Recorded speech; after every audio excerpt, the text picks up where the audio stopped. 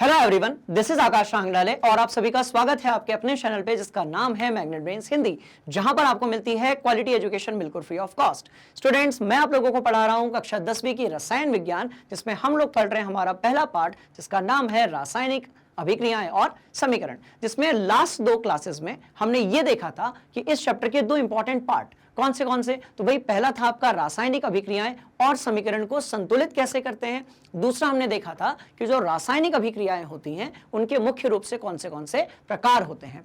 आज हम करने वाले हैं इस चैप्टर का बड़ा ही इंपॉर्टेंट पोर्शन कवर, जिसका नाम है उपचयन एवं अपचयन।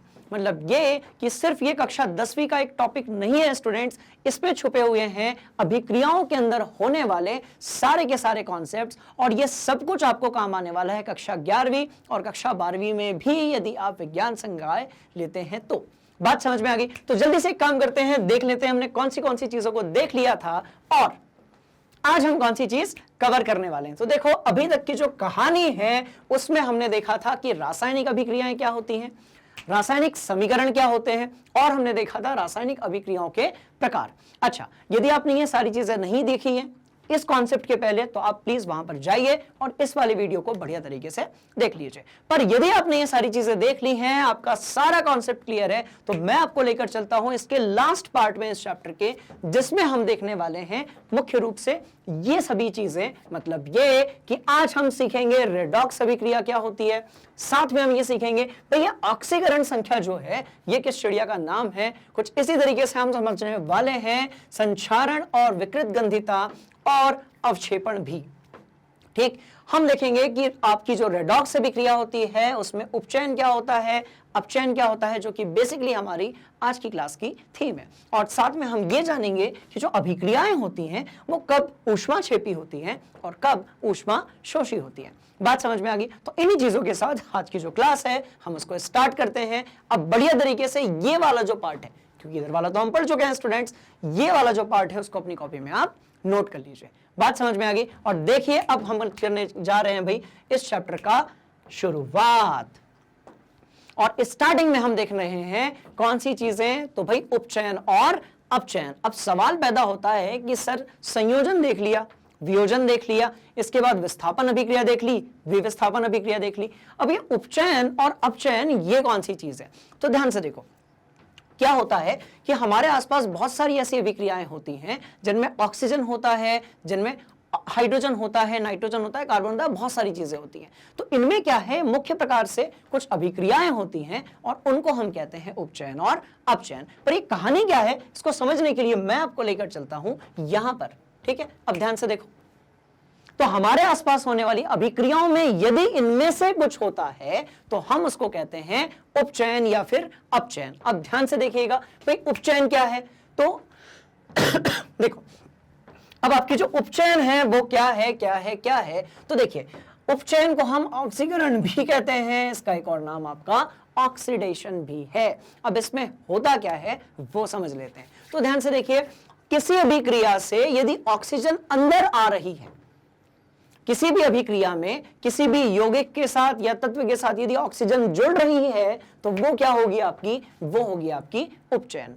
पर इसी तरीके से यदि किसी अभिक्रिया से हाइड्रोजन बाहर निकल रही है, पहले थोड़ी परिभाषा देख लें, फिर उदाहरण देखेंगे, फिर कॉन्सेप्ट कनेक्ट करेंगे, फिर आएगा मजा। क्योंकि ये सारी चीजें सिर्फ कक्षा 10वीं नहीं, कक्षा 11वीं और 12वीं में भी काम आने वाली हैं।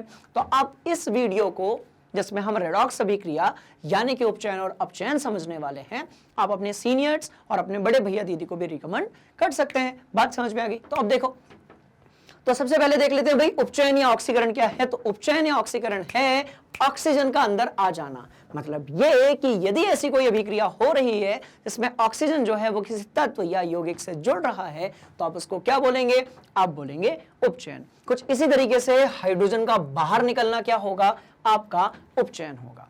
अच्छा, कुछ और चीजें हैं। अब जरूरी नहीं है कि हर अभिक्रिया में हाइड्रोजन और ऑक्सीजन हो, जरूरी नहीं है स्टूडेंट्स कि हर अभिक्रिया में हाइड्रोजन और ऑक्सीजन हो। तो ऐसी दिशा में, ऐसे सिचुएशन में हम क्या करेंगे, ऐसी अभिक्रिया जिसमें इलेक्ट्रॉन बाहर निकल रहा है, ऐसी अभिक्रिया जिसमें इलेक्ट्रॉन बाहर निकल रहा है, वो भी क्या होगी आपकी उपचयन यानी कि ऑक्सीडेशन। कुछ इसी तरीके से ऑक्सीकरण संख्या का क्या हो जाना, तो ऑक्सीकरण संख्या का कम तो नहीं हो जाना, ज्यादा हो जाना, कम नहीं हो जाना। ऑक्सीकरण संख्या का यहां पर आएगा कम और वहां पर आएगा ज्यादा। तो ऑक्सीकरण संख्या का क्या होना भाई, ज्यादा होना, और ऑक्सीकरण संख्या का क्या होना, कम होना। तो ये भी देख लेंगे, ठीक है, हम ये भी देख लेंगे कि ऑक्सीकरण संख्या क्या होती है। ऑक्सीकरण संख्या के कम या ज्यादा होने से आप उपचयन या फिर अपचयन को कैसे समझते हैं। बात समझ में आ गई? तो ध्यान से देखिएगा, कुछ इसी तरीके से दूसरा जो भाग है स्टूडेंट्स, वो क्या है इसका, अपचयन। अब अपचयन में क्या होगा, तो देखो देखो देखो, ऑक्सीजन हो जाएगी बाहर। मतलब यदि आपने उपचयन सीख लिया है तो अपचयन में परेशान होने वाली बात नहीं है, क्योंकि जो अपचयन होगा वो उपचयन का जस्ट ऑपोजिट होगा। क्या ये बात आपके समझ में आई? पक्का? तो ध्यान से देखो, हुआ क्या, हुआ क्या, हुआ क्या। वहां पर ऑक्सीजन अंदर, कॉमन सेंस वाली बात है, यहां पर ऑक्सीजन बाहर, उसका जस्ट क्या करना है, विपरीत करना है। तो आप ऐसे लिख दीजिए कि अपचयन और उपचयन, अपचयन और उपचयन एक दूसरे के विपरीत होते हैं। अपचयन और, देखिए बहुत इंटरेस्टिंग पार्ट है, बड़ा ही इंपॉर्टेंट पार्ट है, इसके कॉन्सेप्ट को बिल्कुल भी आप लोगों को मिस नहीं करना है। चलो, अपचयन हो गया और क्या हो गया भाई, उपचयन। एक दूसरे के कैसे होते हैं भाई, तो एक दूसरे के होते हैं कैसे कैसे कैसे कैसे, तो एक दूसरे के होते हैं, ध्यान से देखो, ध्यान से देखो, दिमाग के अंदर इसको बढ़िया तरीके से आप लोग फिट कर लो। एक दूसरे के कैसे होते हैं, तो विपरीत होते हैं। अब कैसे होते हैं एक दूसरे के विपरीत, वो भी समझ लेते हैं, ठीक है। सॉरी, तो कैसे होते हैं भाई, तो एक दूसरे के कैसे होते हैं, विपरीत होते हैं। बात समझ में आ गई? अपचयन और उपचयन जो है वो एक दूसरे के कैसे होंगे स्टूडेंट्स, तो विपरीत होंगे। सबसे पहले इसको अपनी कॉपी में आप नोट कर लीजिए। अभी तक आपने जो बहुत सारी अभिक्रियाएं देखी थी, उनमें से बहुत सारी अभिक्रियाओं में, मतलब मैं बात कर रहा हूं संयोजन, वियोजन, या फिर आपका क्या था भाई, विस्थापन या द्विविस्थापन, जितनी भी अभिक्रियाएं देखी थी उन सभी में या तो उपचयन हो रहा था, या तो अपचयन हो रहा था, या तो दोनों चीजें हो रही थी। बात समझ में आई? तो इसीलिए सारी अभिक्रियाओं को इस संदर्भ में समझना हमारे लिए बहुत जरूरी है। चलिए, तो भाई रिडक्शन देख लिया, ऑक्सीडेशन देख लिया, पर बिना उदाहरण के कहीं पर भी आपको कोई कॉन्सेप्ट बहुत अच्छे से क्लियर नहीं होगा। तो हम देखेंगे बहुत सारे उदाहरण। तो ध्यान से देखो, रिडक्शन देख लिया, ऑक्सीडेशन देख लिया, मतलब अपचयन वाली बात समझ में आ गई आपके, उपचयन वाली बात समझ में आ गई आपके। परिभाषा लिखिए, इन सारी चीजों को अपने दिमाग में फिट कर लीजिए। और सबसे इंपॉर्टेंट जो लाइन है, कैसे करते हैं हम लोग, याद करो, जो बहुत इंपॉर्टेंट बात होती है उसको हम लिखते हैं अपनी कॉपी में मार्जिन के ऊपर, और वहां पर आप क्या लिखेंगे, आप लिखेंगे भाई अपचयन और उपचयन एक दूसरे के कैसे होते हैं, विपरीत होते हैं। अपचयन और उपचयन एक दूसरे के कैसे होते हैं, विपरीत होते हैं, पर एक दूसरे के पूरक भी होते हैं। इसीलिए कुछ ऐसी अभिक्रियाएं होती हैं जहां पर एक यौगिक में यदि अपचयन हो रहा है तो दूसरे में क्या होता है, उपचयन।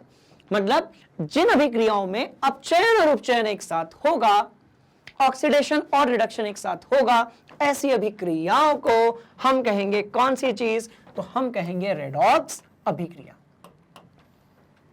बात समझ में आ गई? तो ऐसी अभिक्रियाओं का स्टूडेंट्स हम लोग क्या कहेंगे भाई, रेडॉक्स अभिक्रिया कहेंगे, जिसमें ऑक्सीडेशन भी होगा और रिडक्शन भी होगा। मतलब कहने का यह है कि जिसमें ऑक्सीडेशन भी होगा और रिडक्शन भी होगा। आप यदि रेड को ऑक्स के साथ मिलाओगे तो आपको कौन सी चीज मिलेगी, रेडॉक्स अभिक्रिया। बात समझ में आ गई? तो वे अभिक्रियाएं जिसमें परस्पर एक साथ, ठीक है, आपका उपचयन भी होता है यानी कि रिडक्शन, और अपचयन भी, सॉरी, अपचयन भी होता है यानी कि रिडक्शन, और उपचयन भी होता है यानी कि ऑक्सीडेशन। ऐसी अभिक्रियाओं को स्टूडेंट्स हम लोग कहते हैं रेडॉक्स अभिक्रिया। बात समझ में आ गई? चलिए, तो रेडॉक्स अभिक्रिया जो है वो कितने प्रकार की हो सकती है, दो प्रकार की। उसके अंदर कौन सी दो चीजें छुपी हुई हैं भाई, अपचयन छुपा हुआ है और उपचयन छुपा हुआ है। तो एक बार रिडक्शन को अपनी कॉपी में अच्छे तरीके से नोट कर लो, ऑक्सीडेशन को भी अपनी कॉपी में नोट कर लो, इस कॉन्सेप्ट को भी दिमाग में फिट कर लो, और बढ़ते हैं आगे। तो क्या लिखा हुआ है, अब आपकी ये जो उपचयन और अपचयन अभिक्रियाएं होती हैं स्टूडेंट्स, इसको मैं क्या करने वाला हूं, देखो, सिर्फ कक्षा 10th में के जो आपके सिलेबस है उसके हिसाब से तो हम इसको कवर करेंगे ही, पर थोड़ा सा एक्सटेंडेड पढ़ा देंगे, जिससे क्या होगा इसके बाद वाले जो चैप्टर्स हैं, ठीक है, वहां के जो कॉन्सेप्ट्स हैं वो भी इससे क्या हो जाएंगे, लिंक हो जाएंगे। ध्यान से देखना। तो क्या होता है, देखिए उपचयन और अपचयन जिन भी यौगिकों में होता है या तत्वों में होता है, उसमें एक चीज ये बात होती है, ऐसी अभिक्रिया जिसमें ऑक्सीजन और हाइड्रोजन हो सकता है, वहां पर उपचयन और अपचयन है, और ऐसी अभिक्रिया जिसमें ऑक्सीजन और हाइड्रोजन नहीं हो सकता है। बात समझ में आ रही है? तो जरूरी नहीं है कि हर अभिक्रिया में भाई ऑक्सीजन या फिर हाइड्रोजन हो, कुछ ऐसी अभिक्रियाएं होती हैं जिनमें यह नहीं होता है। बात समझ में आ गई? तो ये सारी चीजों को आज हम समझेंगे। आप इसको बढ़िया से अपनी कॉपी में नोट कर लो। नोट कर लिया?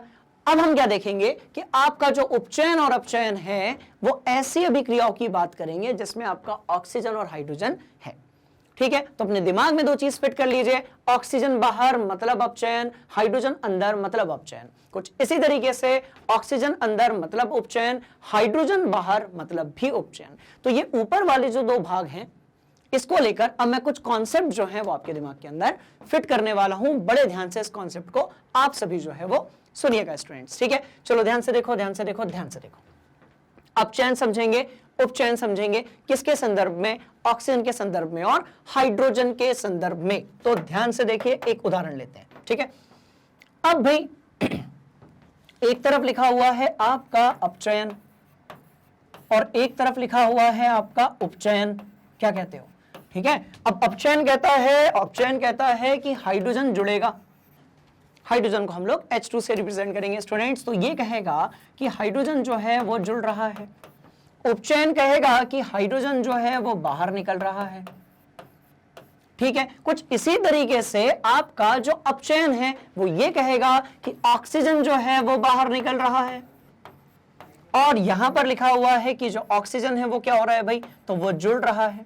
इसका जस्ट क्या हो जाएगा, ऑपोजिट हो जाएगा। अच्छा, एक और चीज, आपका जो अपचयन है उसको आप क्या कह सकते हो भाई, अवकरण भी कहते हो।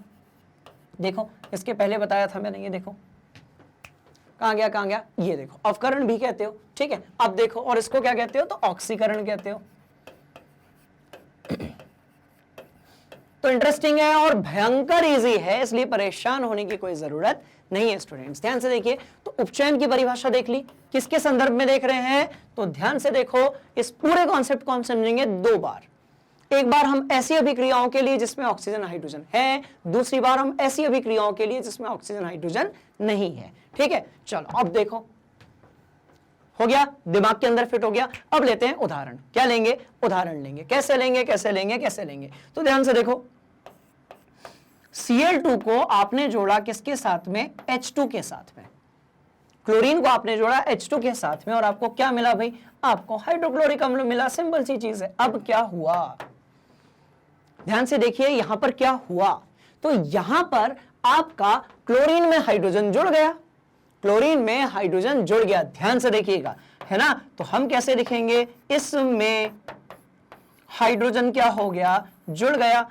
अब बताओ, यदि हाइड्रोजन जुड़ रहा है तो क्या बोलेंगे हम उसे, तो हम बोलेंगे कि आपका जो क्लोरीन है उसमें क्या हुआ, अपचयन हुआ।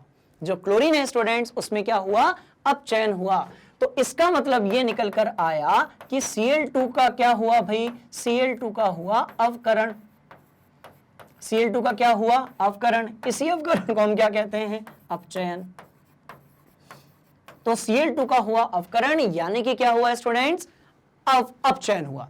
बात समझ में आ गई। तो जिसमें जुड़ गया, इस पूरे में हाइड्रोजन जुड़ गया, इसलिए इसका क्या हो गया, अवकरण हो गया। क्या ये बात समझ में आई आपके। अब एक उदाहरण और लेते हैं, ध्यान से देखिएगा, ठीक है। एक उदाहरण और लेते हैं, ध्यान से देखो। अब मैं कह रहा हूं कि मेरे पास 2HBr था, मेरे पास 2HBr था, हाइड्रोब्रोमिक एसिड, जैसे ये हाइड्रोक्लोरिक एसिड है। अब क्या हुआ, ध्यान से देखिएगा, ये मिला H2 और साथ में हमें मिला Br2।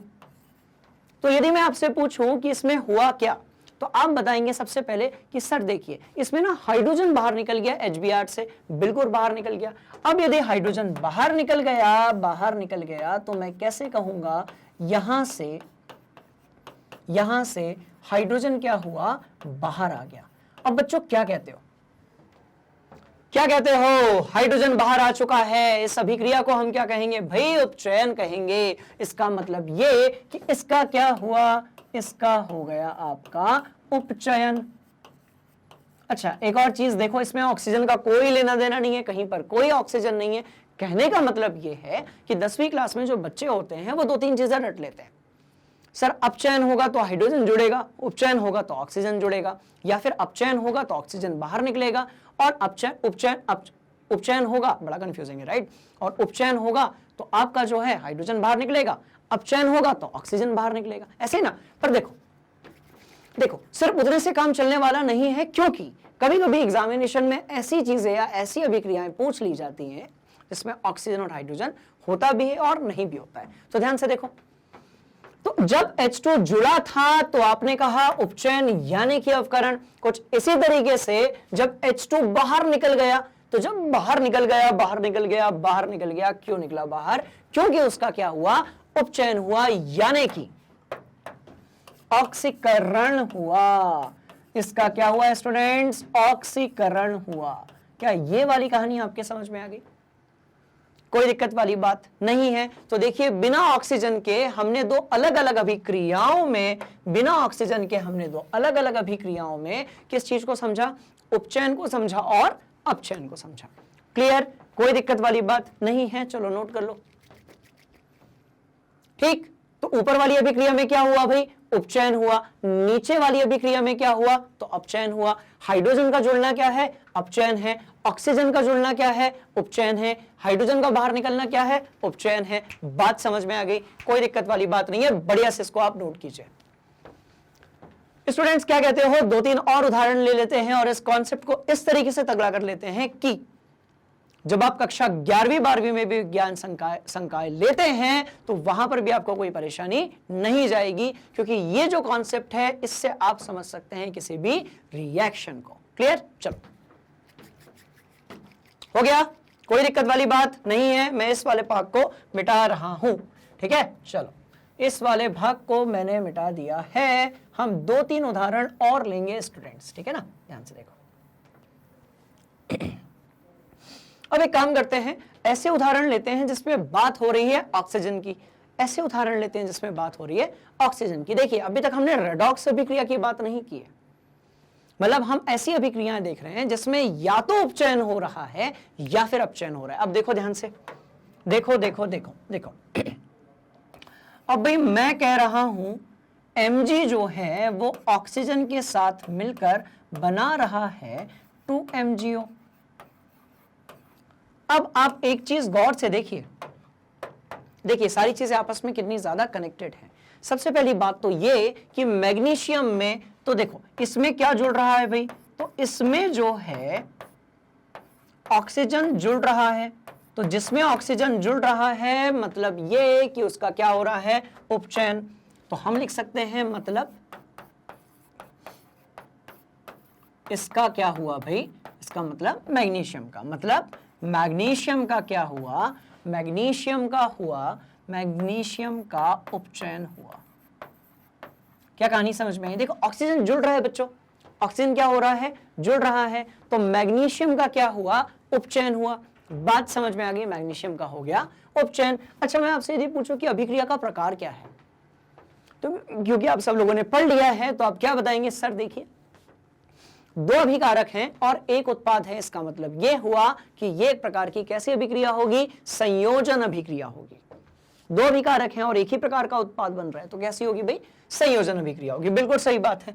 अब इसमें ऑक्सीजन जो है वो जुड़ रहा है, मतलब मैग्नीशियम का क्या हो गया, उपचयन हो गया।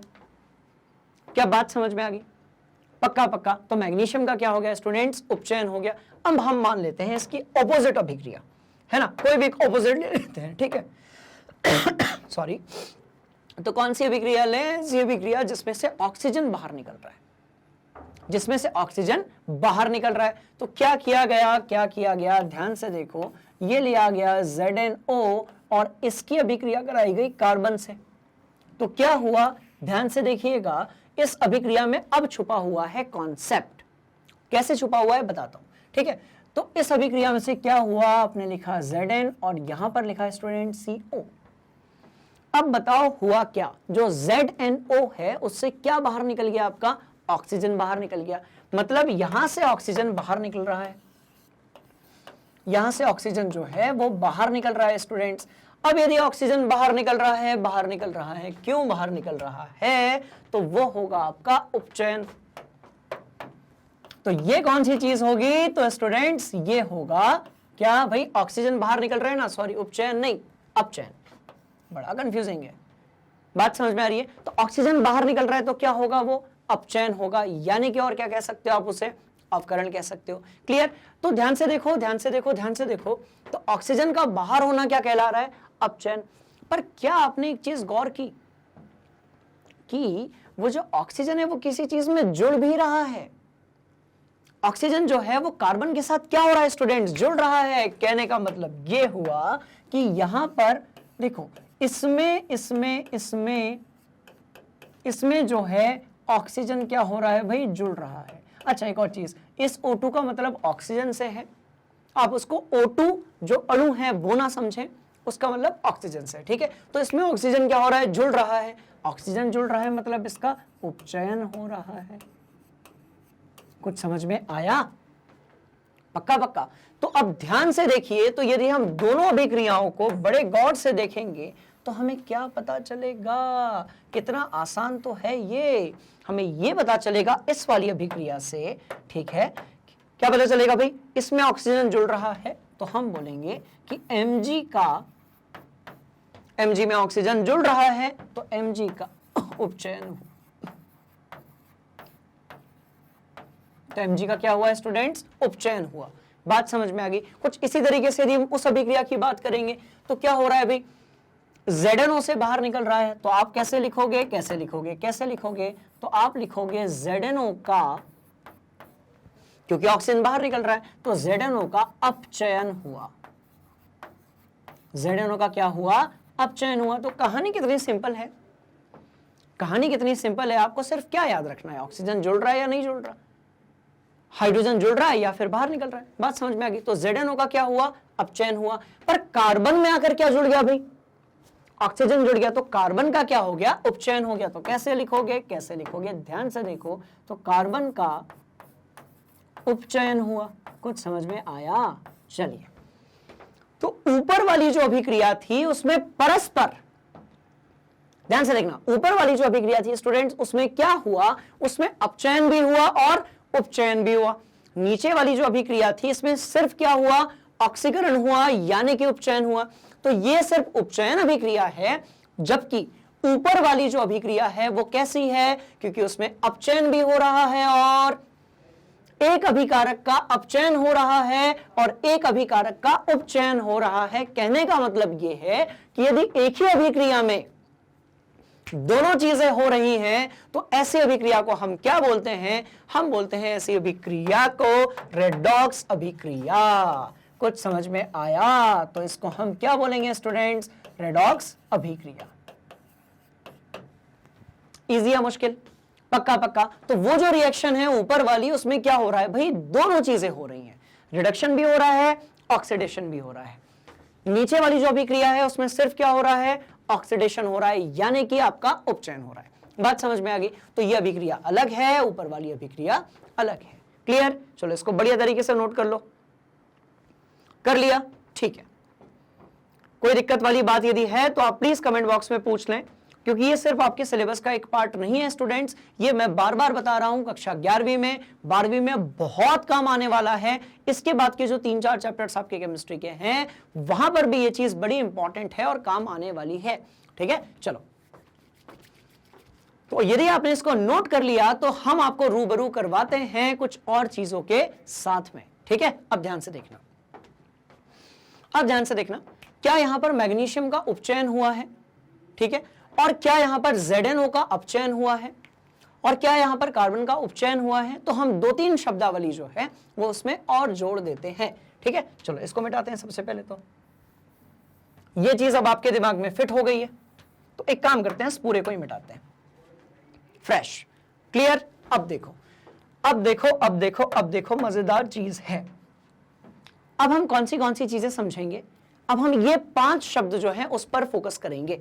ठीक ठीक है, कौन से बता रहा हूं, ध्यान से देखना, ध्यान से देखना, ध्यान से देखना।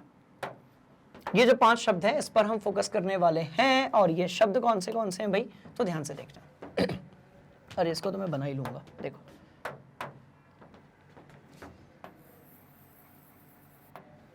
5 शब्द, सिंपल सी कहानी, ध्यान से देखो, इंटरेस्टिंग है, ठीक है। एक है भैया आपका उपचयन, एक है आपका अपचयन, ठीक, एक है आपकी रेडॉक्स अभिक्रिया, रेडॉक्स अभिक्रिया, ठीक। अच्छा, 2 और नई चीजों को आपके सामने लेकर आ रहे हैं, बिल्कुल ध्यान से देखिएगा भाई। अवकारक, क्या है, अवकारक, और दूसरा जो है वो है आपका ऑक्सीकारक, ठीक, ये क्या है, ऑक्सीकारक है। तो उपचयन, अपचयन और रेडॉक्स अभिक्रिया क्या है, तो ये एक प्रकार की प्रक्रिया है, अभिक्रिया है, ये अभिक्रिया है। ये क्या है भाई, ये आपकी अभिक्रिया है, और इसमें तो नाम में ही अभिक्रिया लिखा हुआ है। जब ये दोनों मिल जाती हैं तो आपस में कौन सी चीज मिलती है, आपको रेडॉक्स अभिक्रिया मिलती है। पर ये जो अवकारक और ऑक्सीकारक है, इसका खेल अब हम लोग समझते हैं। ध्यान से देखो, अवकारक क्या होगा, अवकारक होगा एक ऐसी चीज, एक ऐसा केमिकल जिसमें क्या होगा, क्या होगा, क्या होगा, तो अवकारक है मतलब जिसमें उपचयन होगा। उल्टा होता है स्टूडेंट्स, परेशान होने की जरूरत नहीं है, मैं बहुत सारे क्वेश्चंस कराऊंगा और ऑटोमेटिकली ये चीज आपके दिमाग में फिट हो जाएगी, ठीक है। जिसमें उपचयन होता है वो अवकारक होता है, और जिसमें अपचयन होता है, जिसमें क्या होता है भाई, अपचयन होता है, वो क्या होता है आपका, तो वो होता है आपका ऑक्सीकारक। पर ऐसे तो समझ में आएगा नहीं, तो एक काम करते हैं, जल्दी से लेते हैं कुछ एक रिएक्शंस और कॉन्सेप्ट को दिमाग के अंदर फिट करते हैं। चलो, ये रही रिएक्शन, Mg ऑक्सीजन, दोनों के बीच में हो गया खेल और मिल गया MgO। पहले तो मुझे एक बात बताइए, इस अभिक्रिया का प्रकार क्या है, तो भाई अभिक्रिया का प्रकार यह है, क्योंकि आपने जान लिया है कि मैग्नीशियम में ऑक्सीजन जुड़ रहा है, मैग्नीशियम में ऑक्सीजन जुड़ रहा है, तो पहली बात यह निकल कर आई कि जो मैग्नीशियम होगा, मैग्नीशियम यहां, सॉरी, मैग्नीशियम में क्या हो रहा है भाई, तो उपचयन हो रहा है। उपचयन को और क्या कहेंगे हम लोग, तो ऑक्सीकरण हो रहा है, क्योंकि ऑक्सीजन जुड़ रहा है, सीधी सी बात, ऑक्सीकरण। तो स्टूडेंट्स, मैग्नीशियम में क्या हो रहा है भाई, तो मैग्नीशियम में हो रहा है आपका उपचयन, मतलब ये कि मैग्नीशियम जो है उसका क्या हो रहा है, ऑक्सीकरण हो रहा है। तो ये थी प्रक्रिया, ये क्या थी भाई, वो प्रक्रिया का नाम था, है ना, कंफ्यूज नहीं होना, ये किसका नाम था, प्रक्रिया का नाम था। अब जिसमें क्या होता है, उपचयन उपचयन उपचयन उपचयन उपचयन, वो क्या होता है, अवकारक होता है। वो क्या होता है स्टूडेंट्स, तो अवकारक होता है, जिसको हम लोग बोलते हैं रिड्यूसिंग एजेंट। बात समझ में आई, चलो चलो चलो, तो दूसरे नंबर पे लिखेंगे ये अवकारक है। कहानी समझ में आई, ये कैसा है, अवकारक है, तो जिसमें हुआ उपचयन वो होगा आपका अवकारक। क्लियर हो गया, इसको नोट करो, बढ़ रहे हैं आगे। कर लिया नोट, कोई दिक्कत वाली बात, सवाल ही नहीं पैदा होता। मतलब ये कि जिसका क्या हुआ, उपचयन हुआ, वो क्या होगा, आपका अवकारक होगा। जिसका हुआ उपचयन यानी कि आपका ऑक्सीकरण, वो क्या होगा, अवकारक। तो इस अवकारक के लिए स्टूडेंट्स इंग्लिश में क्या होता है भाई, तो वो भी याद कर लो, रिड्यूसिंग एजेंट। तो क्या बोलेंगे हम इसको, रिड्यूसिंग एजेंट बोलेंगे। तो ये हो गया आपका अवकारक। एकदम ऑपोजिट, जिसका होगा उपचयन वो होगा अवकारक, जिसका होगा अपचयन वो होगा ऑक्सीकारक। समझने की कोशिश करते हैं, पहले इसको आप अपने दिमाग में फिट कर लीजिए, ठीक है। अच्छा, एक और चीज, क्या ये रेडॉक्स अभिक्रिया है, सर ये रेडॉक्स अभिक्रिया नहीं है, क्योंकि इसमें सिर्फ एक ही प्रक्रिया हो रही है, और वो क्या है भाई, उपचयन। उपचयन क्या, तो ऑक्सीजन का जुड़ना। तो ये रेडॉक्स अभिक्रिया नहीं है, ये उसका सिर्फ एक भाग है, जिसको हम बोलेंगे उपचयन। बात समझ में आ गई, चलो नोट कर लो, ठीक। तो क्या आपने ये सीखा कि जिसमें उपचयन हो रहा है वो कैसा है भाई, अवकारक है। कहने का मतलब ये है कि जिसमें आपके, देखो यदि कोई धातु है, धातुएं जो होती हैं वो अच्छी क्या होती हैं, अवकारक होती हैं। तो इसको अपन ऊपर नोट कर लेते हैं, ऊपर नोट कर लेते हैं, ठीक है, कि जो देखो जो धातुएं होती हैं, ठीक है, धातुएं धातुएं धातुएं अच्छी, ध्यान से देखिएगा, धातुएं अच्छी क्या होती है, तो धातुएं अच्छी क्या होती हैं भाई, अवकारक होती है। धातुएं अच्छी अवकारक होती है, ठीक है, धातुएं अच्छी क्या होती हैं भाई, अवकारक होती है। क्योंकि धातुएं कैसी होती हैं, तो धनात्मक तत्व होते हैं। धातुएं कैसे होते हैं स्टूडेंट्स, तो भाई धनात्मक तत्व होते हैं। ठीक है, तो एक चीज हमने लिख ली यहां पर, ठीक, चलो आगे बढ़ेंगे। अब दूसरा उदाहरण लेते हैं। अच्छा मुझे एक बात बताओ, क्या ये संयोजन अभिक्रिया नहीं है? क्या अब आपको यह समझ में नहीं आ रहा है कि आप जो भी अभिक्रिया लिखेंगे अपचयन और उपचयन को समझने के लिए वो या तो संयोजन अभिक्रिया होगी, वियोजन अभिक्रिया होगी, विस्थापन अभिक्रिया होगी, या फिर द्विविस्थापन अभिक्रिया होगी। तो स्टूडेंट्स ये रटने वाली बात नहीं है, ये सारे टॉपिक्स आपस में बढ़िया तरीके से क्या है, कनेक्टेड है। ठीक है, चलो ध्यान से देखो। तो ये वाला पार्ट समझ में आ गया होगा आप लोगों के। तो मैं बढ़ रहा हूं आगे और आप लोगों को रूबरू करवा रहा हूं एक और कॉन्सेप्ट से। देखो ध्यान से देखो, ध्यान से देखो, ध्यान से देखो। अब भाई एक आपने अभिक्रिया ले ली किसके बारे में, जिसमें ऑक्सीजन जुड़ रहा था। अब एक ऐसी अभिक्रिया लेते हैं जिसमें हाइड्रोजन जुड़ रहा है। तो हाइड्रोजन जुड़ा किसमें, क्लोरीन में। हाइड्रोजन जुड़ा क्लोरीन में, तो ये क्या हो गया, तो ध्यान से देखिएगा, हाइड्रोजन यदि क्लोरीन में जुड़ा, वैसे तो ये रेडॉक्स में आएगा, बट ठीक है समझने के लिए बना लेते हैं हम लोग, है ना। चलो, तो हमें मिला 2HCl, हमें कौन सी चीज मिली, 2HCl मिला। अब आप यहां पर यदि ध्यान से देखेंगे तो क्या होगा, क्या होगा, क्या होगा, देखो जो Cl2 है, Cl2 का, ठीक है, Cl2 का क्या हो रहा है भाई, तो अपचयन हो रहा है। Cl2 जो है उसका क्या हो रहा है, अपचयन हो रहा है। तो जिसका अपचयन हो रहा है मतलब उल्टा उल्टा उल्टा, उसका जस्ट ऑपोजिट होगा, मतलब Cl2 जो होगा वो क्या होगा, जिसका अपचयन वो क्या होगा भाई, ऑक्सीकारक होगा। ऑक्सीकारक होगा, ऑक्सीडाइजिंग एजेंट होगा। तो रुको जरा, रुको रुको रुको रुको,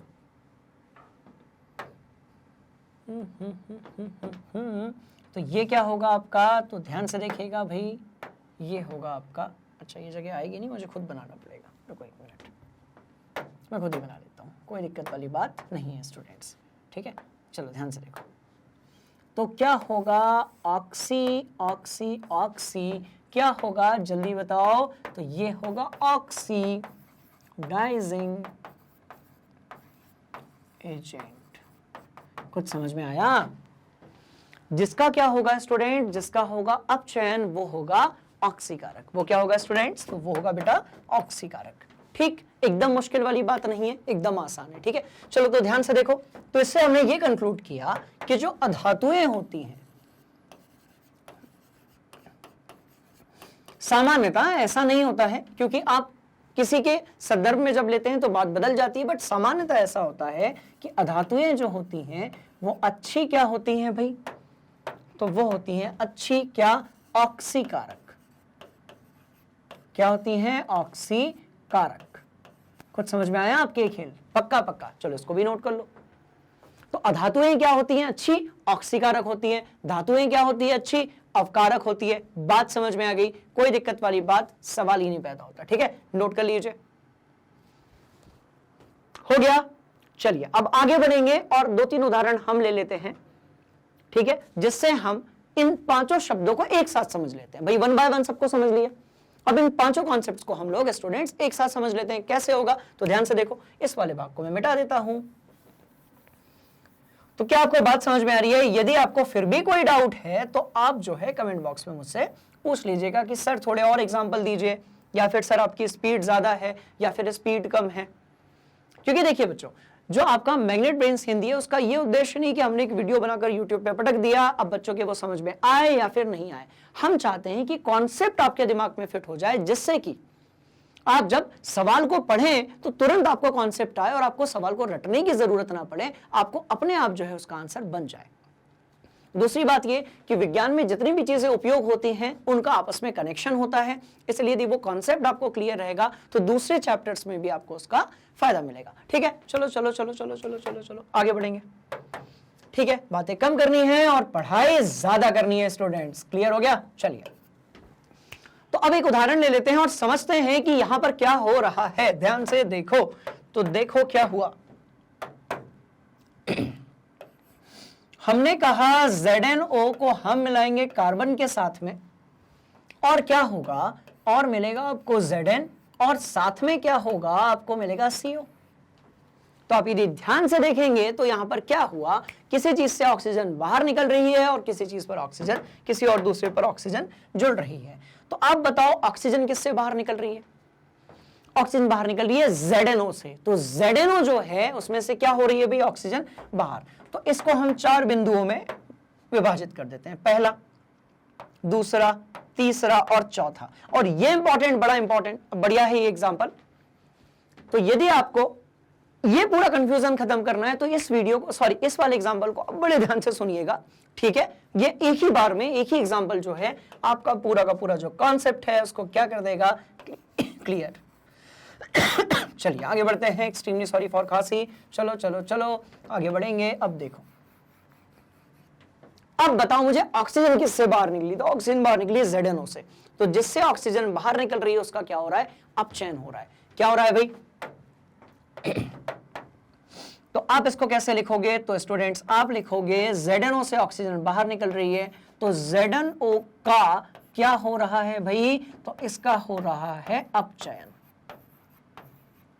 कुछ इसी तरीके से कार्बन का क्या हो रहा है? तो कार्बन का हो रहा है स्टूडेंट्स उपचयन। क्यों हो रहा है? क्योंकि ऑक्सीजन जुड़ रही है। अब जिसका अपचयन हो रहा है वो क्या होगा? अवकारक नहीं होगा, ऑक्सीकारक होगा।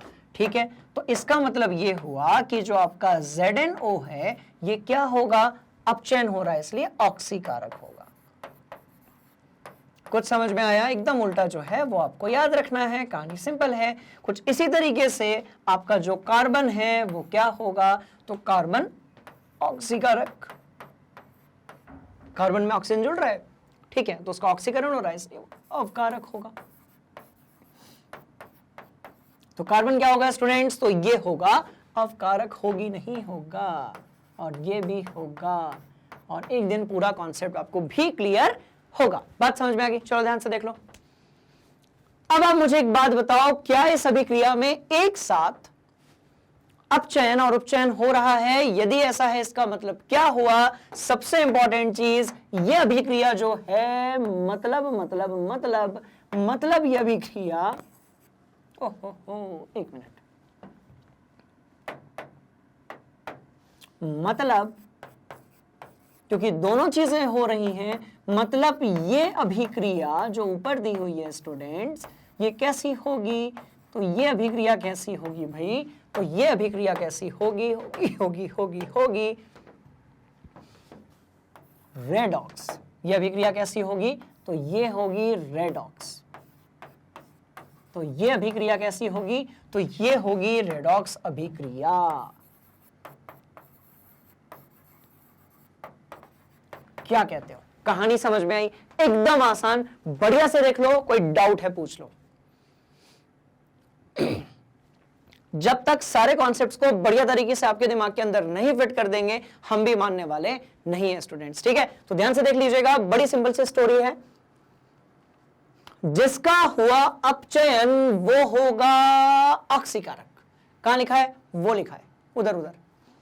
जिसका हुआ उपचयन वो क्या होगा भाई? अवकारक होगा। एक ही अभिक्रिया में दोनों चीजें हुई हैं, इसका मतलब क्या हुआ? इसका मतलब यह हुआ कि यह अभिक्रिया कैसी थी? रेडॉक्स अभिक्रिया थी। ठीक, सिंबल वाली बात। चलिए अब इस पूरे को आप बढ़िया तरीके से अपनी कॉपी में नोट कर लीजिए। मैं आप लोगों को कुछ और सिखाने वाला हूं जो कि बड़ा ही है इंटरेस्टिंग। ठीक, देखो तो ऑक्सीजन और हाइड्रोजन के होने से जो आपकी अभिक्रियाएं हैं, अपचयन उपचयन, उसको अपन ने समझ लिया है। ठीक। अब स्टूडेंट्स ऐसी अभिक्रियाओं के बारे में बात कर लेते हैं जिसमें हाइड्रोजन और ऑक्सीजन नहीं है, उसके बाद भी उसमें अपचयन उपचयन और रेडॉक्स अभिक्रिया हो रही है। इसको कैसे देखेंगे वो देख लेते हैं। देखो करो नोट जल्दी से, बढ़िया तरीके से, कोई दिक्कत वाली बात नहीं है। चलो अब देखो, अब ये बताओ ऐसी अभिक्रिया जिसमें ऑक्सीजन हाइड्रोजन था, वहां से अपन ने समझ लिया। अब उन अभिक्रियाओं के बारे में बात करेंगे जिसमें ऑक्सीजन हाइड्रोजन नहीं है। इसको समझने के लिए हम क्या करेंगे, ध्यान से देखिएगा। हम जाएंगे इलेक्ट्रॉन वाले कॉन्सेप्ट पर और हम देखेंगे ऑक्सीकरण संख्या। हम जाएंगे इलेक्ट्रॉन वाले कॉन्सेप्ट पर और हम समझेंगे ऑक्सीकरण संख्या। तो मैं आपको ऑक्सीकरण संख्या समझा रहा हूं, इलेक्ट्रॉन का कब त्याग होगा, कब ग्रहण होगा, ये समझा रहा हूं। उसके बाद ये कॉन्सेप्ट हो जाएगा बड़ा ही इंटरेस्टिंग और इजी। बात समझ में आ गई? तो इसको भी आपने यदि तुरंत अभी ज्वाइन किया है किसी ने बच्चे ने वीडियो, तो आप इसको भी अपनी कॉपी में नोट कर लो। ठीक है। और यदि आपने नोट कर लिया है तो मैं आपको समझा रहा हूं कि ऑक्सीकरण संख्या से हम ये कैसे बताएंगे कि किसी अभिक्रिया में अपचयन हो रहा है या फिर उपचयन हो रहा है। बात समझ में आ गई? चलिए तो आगे देखते हैं। पक्का पक्का, चलो आगे देखते हैं और यहां चलते हैं आपको लेकर। कहां पर भाई? यहां पर। ठीक है। इसको अपनी कॉपी में आप अच्छे तरीके से नोट कर लीजिए, क्योंकि अब ऑक्सीकरण संख्या जो है वो एक इंपॉर्टेंट चीज है जहां से हम समझेंगे रेडॉक्स अभिक्रिया के अंदर के उपचयन और अपचयन। तो इसको आप नोट कर लीजिए स्टूडेंट्स, आगे बढ़ रहे हैं। तो क्या कहते हो, कुछ समझ में आया या फिर नहीं आया? है ना? ध्यान से देखो हुआ क्या। ये जो चीजें हैं इसको आपने कक्षा 9वीं में थोड़ा थोड़ा तो पढ़ा था, ठीक है। पर ऑक्सीकरण संख्या यदि आपको किसी भी चीज के बारे में पता है, किसी भी परमाणु के बारे में पता है, तो आप आसानी से बता सकते हैं कि उसका आपका अपचयन हो रहा है कि उपचयन हो रहा है। कैसे करेंगे? ध्यान से देखिएगा, ध्यान से देखिएगा, ध्यान से देखिएगा स्टूडेंट्स। यहां पर जितनी चीजें लिखी हुई हैं ये सब आपस में कनेक्टेड है। क्यों कनेक्टेड है वो मैं आपको बता रहा हूं कुछ एक उदाहरण लेकर। ध्यान से देखो, क्या आपको यह पता है कि जो इलेक्ट्रॉन होता है वो आपका ऋणावेशित होता है? मतलब ये कि किसी चीज से यदि आपने इलेक्ट्रॉन निकाल दिया तो वो चीज अपने आप पॉजिटिव हो जाएगी। कहीं पर इलेक्ट्रॉन जाकर लटक गया, अटक गया, तो वहां पर वो चीज अपने आप नेगेटिव हो जाएगी। कैसे होगा, कैसे होगा, कैसे होगा? ध्यान से देखिए, ऐसे होगा। ये रहा आपका सोडियम, इसका परमाणु क्रमांक है 11 और आपने इसका विन्यास लिखा हुआ है भाई 2 है, 8 है और 1 है। कुछ इसी तरीके से क्लोरीन है, इसका इलेक्ट्रॉनिक विन्यास कितना है? तो ये हो जाएगा आपका 2, 8 और 7। ये सारी चीजें यदि आपको बहुत अच्छे से क्लियर नहीं है तो आप क्या कर सकते हैं, आप कक्षा 9वीं के अणु, परमाणु और परमाणु की संरचना वाले जो 2 चैप्टर्स हैं वहां पर जाकर आप कॉन्सेप्ट वीडियोस देख सकते हैं स्टूडेंट्स। सारी जो कहानी है वो वहां पर छिपी हुई है, तो उससे आपके समझ में आ जाएगा इलेक्ट्रॉनिक विन्यास क्या है, सब कुछ वहां पर बढ़िया तरीके से जो है दिया हुआ है। क्लियर हो गया? चलिए अब आप मुझे बताइए, क्या आपने अष्टक के नियम के बारे में सुना है?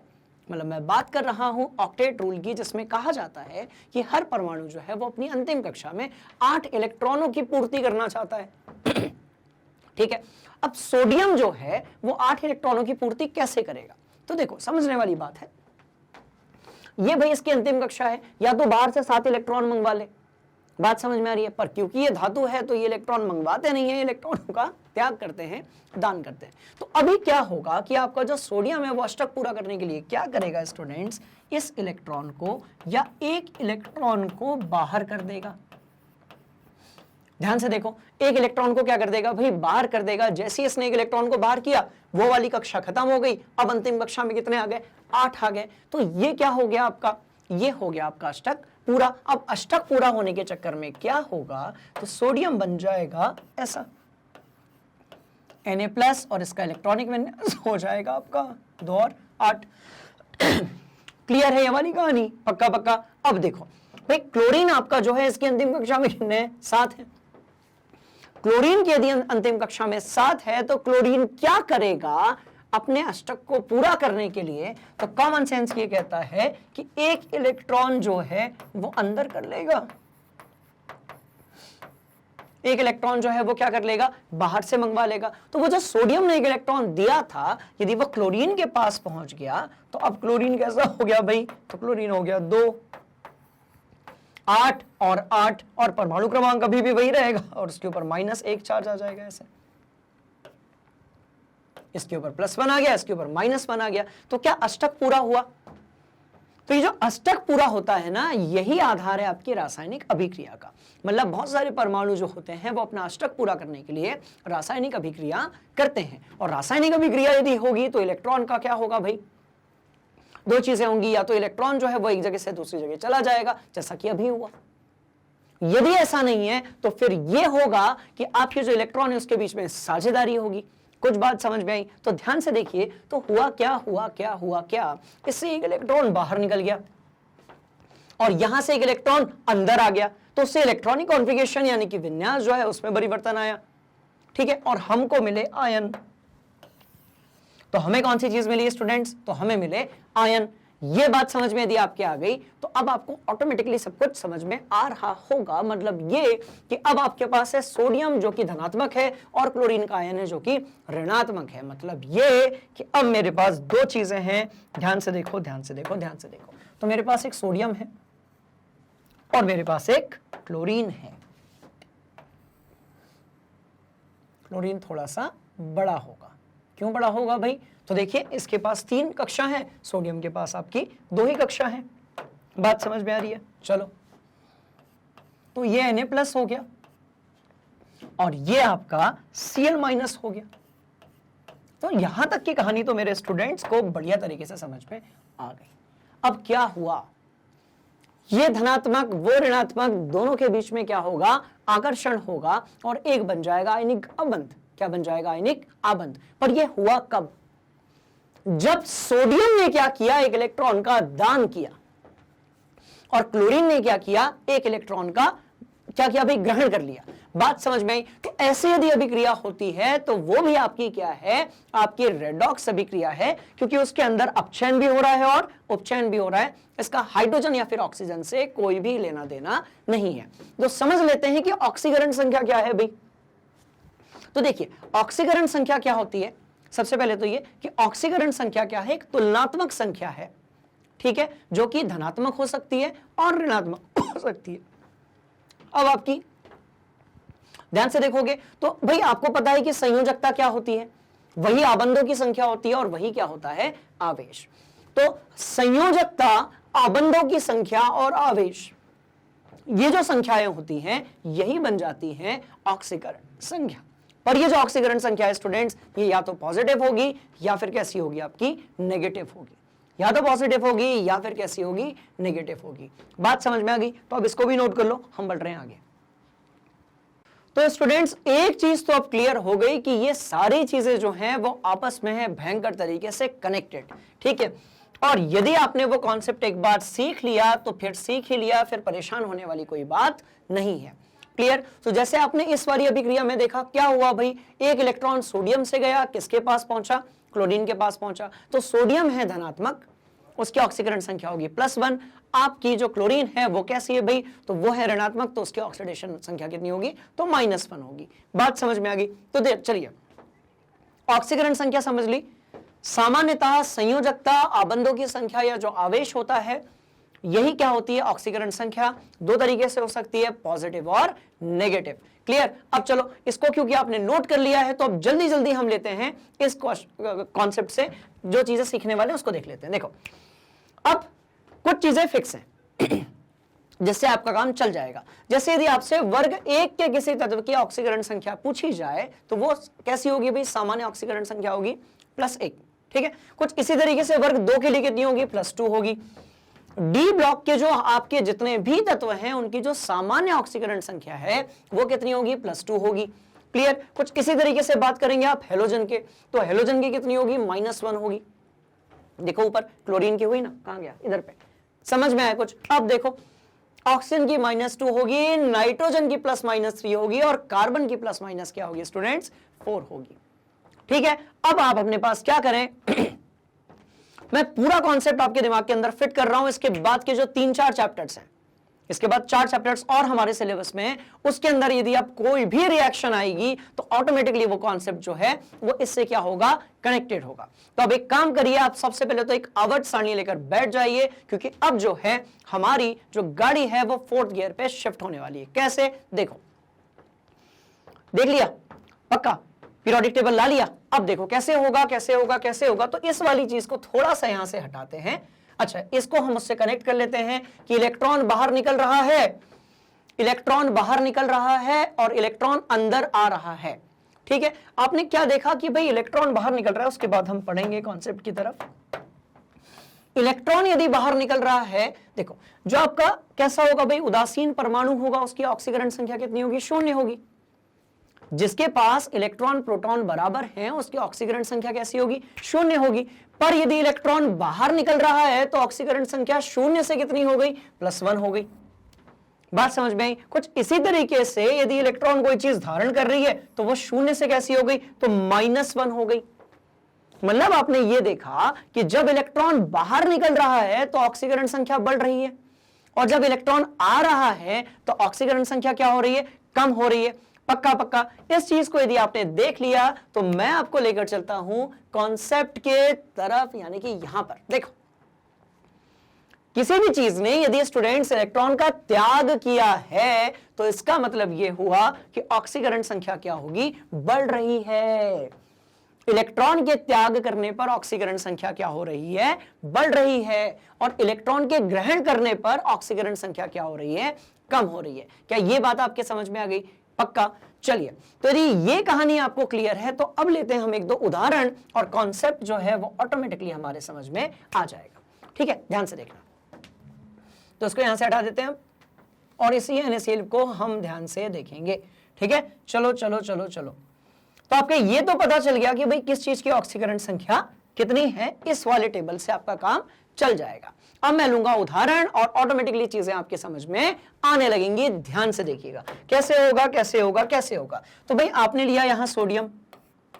अब सोडियम जो है वो कहता है कि हम अपना एक इलेक्ट्रॉन जो है उसका दान करेंगे, तो ये +1 हो गया और ये आपका इलेक्ट्रॉन बाहर निकल गया। इलेक्ट्रॉन बाहर निकलेगा तो वो चीज अपने आप धनात्मक हो जाएगी, इलेक्ट्रॉन जुड़ेगा तो वो चीज अपने आप ऋणात्मक हो जाएगी। अब ये इलेक्ट्रॉन जो है ये घूमते फिरते किसके पास पहुंचा, ये पहुंचा क्लोरीन के पास। ये जो इलेक्ट्रॉन है स्टूडेंट्स, ये घूमते फिरते पहुंचा क्लोरीन के पास, और क्लोरीन का ऑक्सीकरण संख्या हो गई -1। बात समझ में आई? अब यहां पर हुआ क्या, ध्यान से देखना। यही तो कहानी है कि भाई यहां पर ऑक्सीकरण संख्या 0 थी, यहां पर +1 है। यहां पर ऑक्सीकरण संख्या 0 थी और यहां पर कितनी है, -1 है। मतलब क्या हुआ, ध्यान से देखो कि आपका जो ऑक्सीकरण संख्या है वो कैसी हो गई, कम, क्योंकि इलेक्ट्रॉन को उसने क्या किया, ग्रहण किया।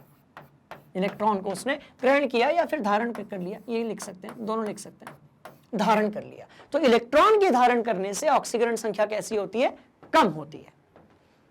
बात समझ में आ गई? इलेक्ट्रॉन के धारण करने से ऑक्सीकरण संख्या कैसी होती है, तो कैसी होती है भाई, कैसी होती है, कैसी होती है, तो कम होती है।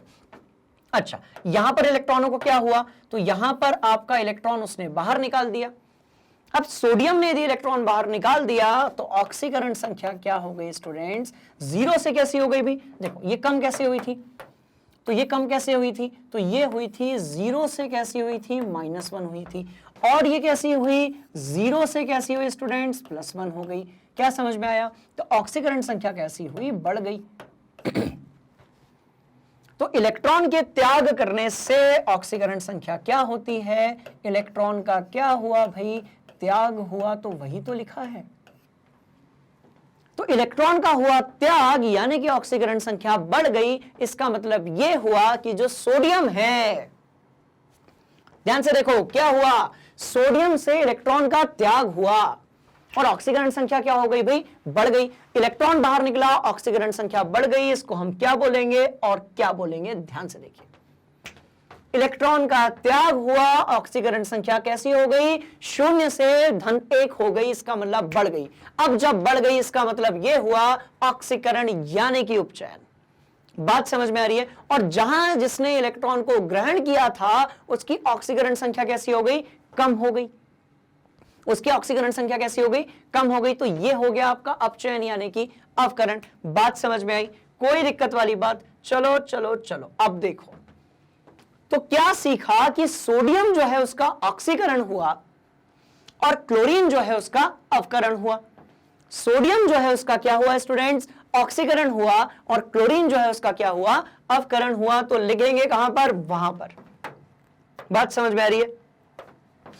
तो भैया सोडियम का क्या हुआ, सोडियम का हो गया आपका, देखो क्या हुआ, सोडियम का ऑक्सीकरण संख्या बढ़ रही है तो इसका हुआ उपचयन। उपचयन को हम क्या बोल सकते हैं, ऑक्सीकरण। ठीक है। अच्छा, तो एक और चीज है कि ऑक्सीकरण संख्या का ऑक्सीजन से कोई लेना देना नहीं है। क्लियर? ऑक्सीकरण संख्या जो है किसी भी तत्व के लिए हो सकती है, किसी भी यौगिक के अंदर। बात समझ में आई? तो सोडियम का क्या हुआ, ऑक्सीकरण हुआ, क्योंकि बढ़ गई। कब बढ़ी, जब इलेक्ट्रॉन्स ने क्या किया भाई, दान किया। कुछ इसी तरीके से क्लोरीन का क्या हुआ, तो क्लोरीन का हुआ, लिख देते हैं इसका अपचयन हुआ। क्या अब आपको कॉन्सेप्ट समझ में आया? तो इसका क्या हुआ स्टूडेंट्स, अपचयन हुआ। तो हमेशा के लिए इस कॉन्सेप्ट को आपके दिमाग के अंदर मैं कर रहा हूं फिट। बात समझ में आ गई? तो इलेक्ट्रॉन जुड़ा तो अपचयन, इलेक्ट्रॉन निकला तो उपचयन। इलेक्ट्रॉन के निकलने से ऑक्सीकरण संख्या बढ़ती है, इलेक्ट्रॉन के निकलने से ऑक्सीकरण संख्या बढ़ती है, पक्का पक्का। और इलेक्ट्रॉन के ग्रहण करने से ऑक्सीकरण संख्या कम होती है।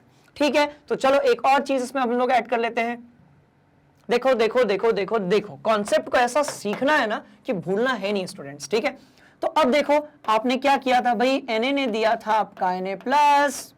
दूसरा उदाहरण, दूसरा उदाहरण। अब कैसे पता चलेगा कि कौन सा तत्व कितने इलेक्ट्रॉन देगा और कितने लेगा? तो उसका खेल छुपा है किसमें, अष्टक के नियम में। बात समझ में आ रही है? अष्टक पूरा करने के लिए जो है तत्व होते हैं वो इलेक्ट्रॉनों का आदान प्रदान करते हैं। समझ लेते हैं, ध्यान से देखिए, ध्यान से देखिए, ध्यान से देखिए। तो मैंने क्या किया, मैंने लिया स्टूडेंट्स कैल्शियम और मैंने लिया ऑक्सीजन।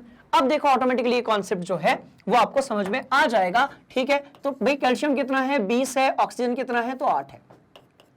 कैल्शियम कहता है 2 8 8 और 2 मेरा इलेक्ट्रॉनिक विन्यास होगा। ऑक्सीजन कहता है मेरा परमाणु क्रमांक कम है तो मेरा 2 और 6 ही इलेक्ट्रॉनिक विन्यास होगा। अब आप मुझे यह बताइए कि कैल्शियम यदि अपना अष्टक पूरा करना चाहता है स्टूडेंट्स तो कितने इलेक्ट्रॉन्स को दान करेगा, 2। या तो 6 इलेक्ट्रॉन मंगवा ले या तो 2 इलेक्ट्रॉन दान कर दे। तो कैल्शियम क्या करेगा, क्या करेगा, क्या करेगा, कैल्शियम जो है 2 इलेक्ट्रॉन दान करेगा। ये 2 इलेक्ट्रॉन क्या करेगा भाई, दान करेगा। जब दान करेगा तो इलेक्ट्रॉन जो कि ऋणात्मक है जब वो बाहर निकल जाएगा तो अपने आप कैल्शियम कैसा हो जाएगा, धनात्मक हो जाएगा। कुछ समझ में आया?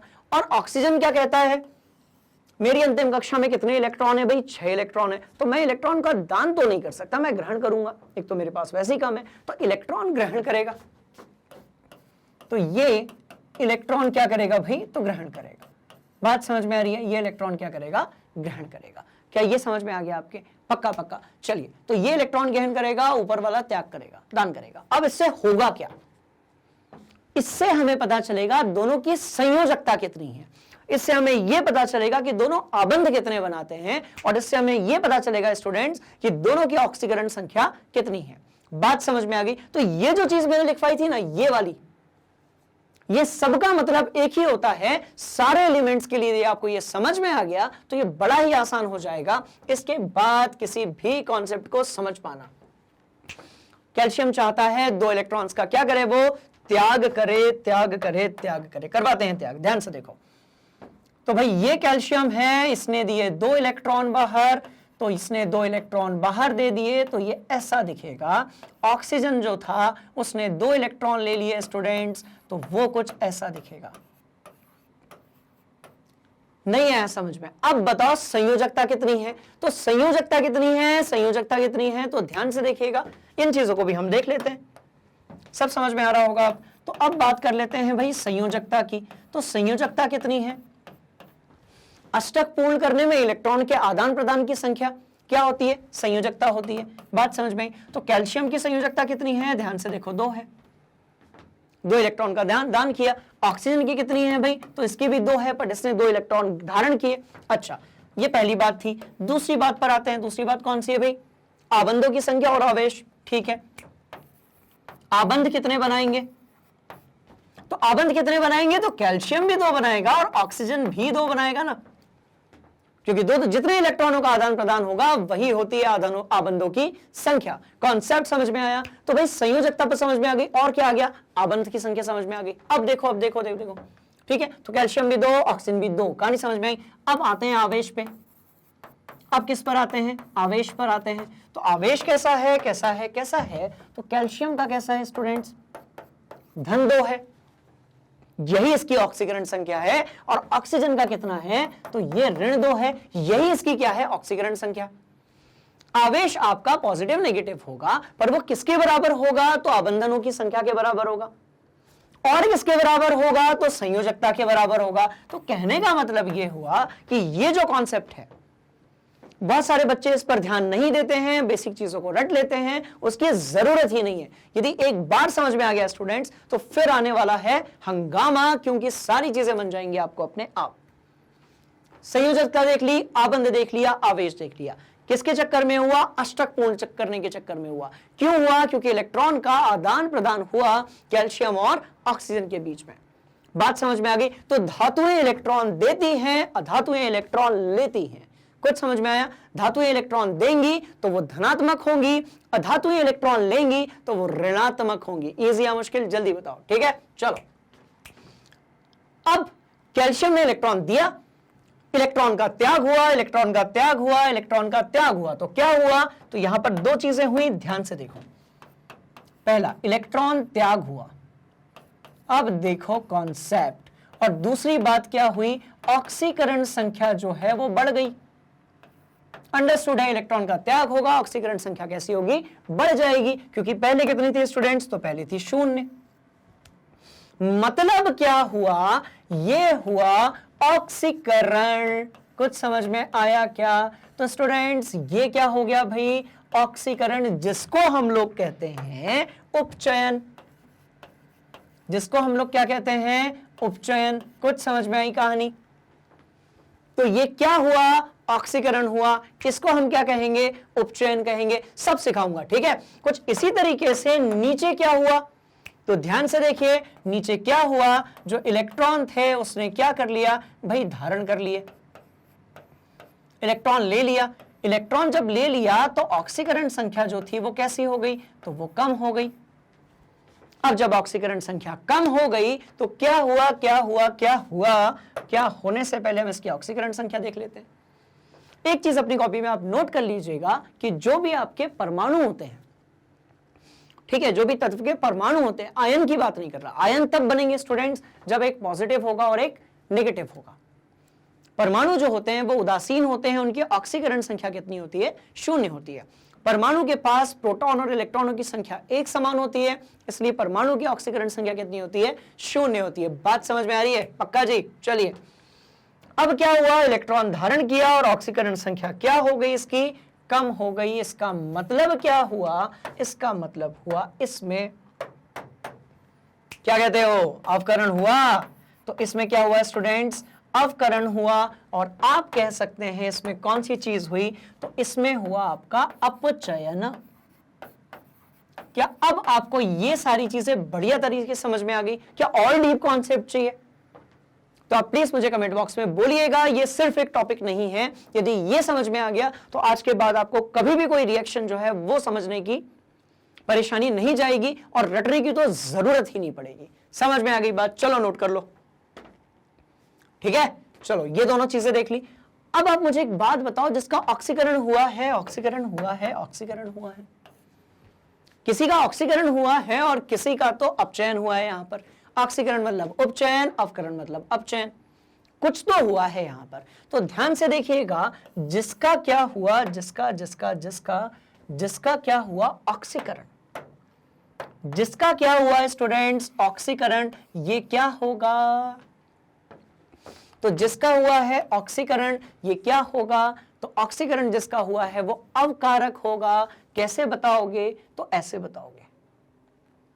कैसे बताओगे, कैसे बताओगे? जिसका हुआ है ऑक्सीकरण कहां गया, तो वो क्या होगा? अरे कहां गया?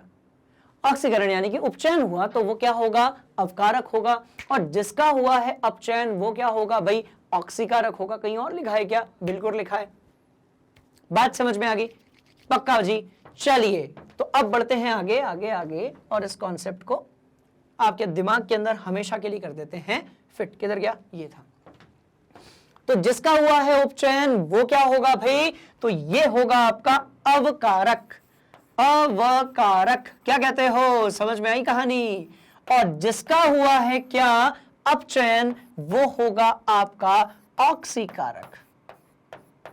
ऑक्सीकारक। तो आप याद करो, मैंने अभी आप लोगों को बताया था कि धातुएं जो होती हैं वो क्या होती हैं?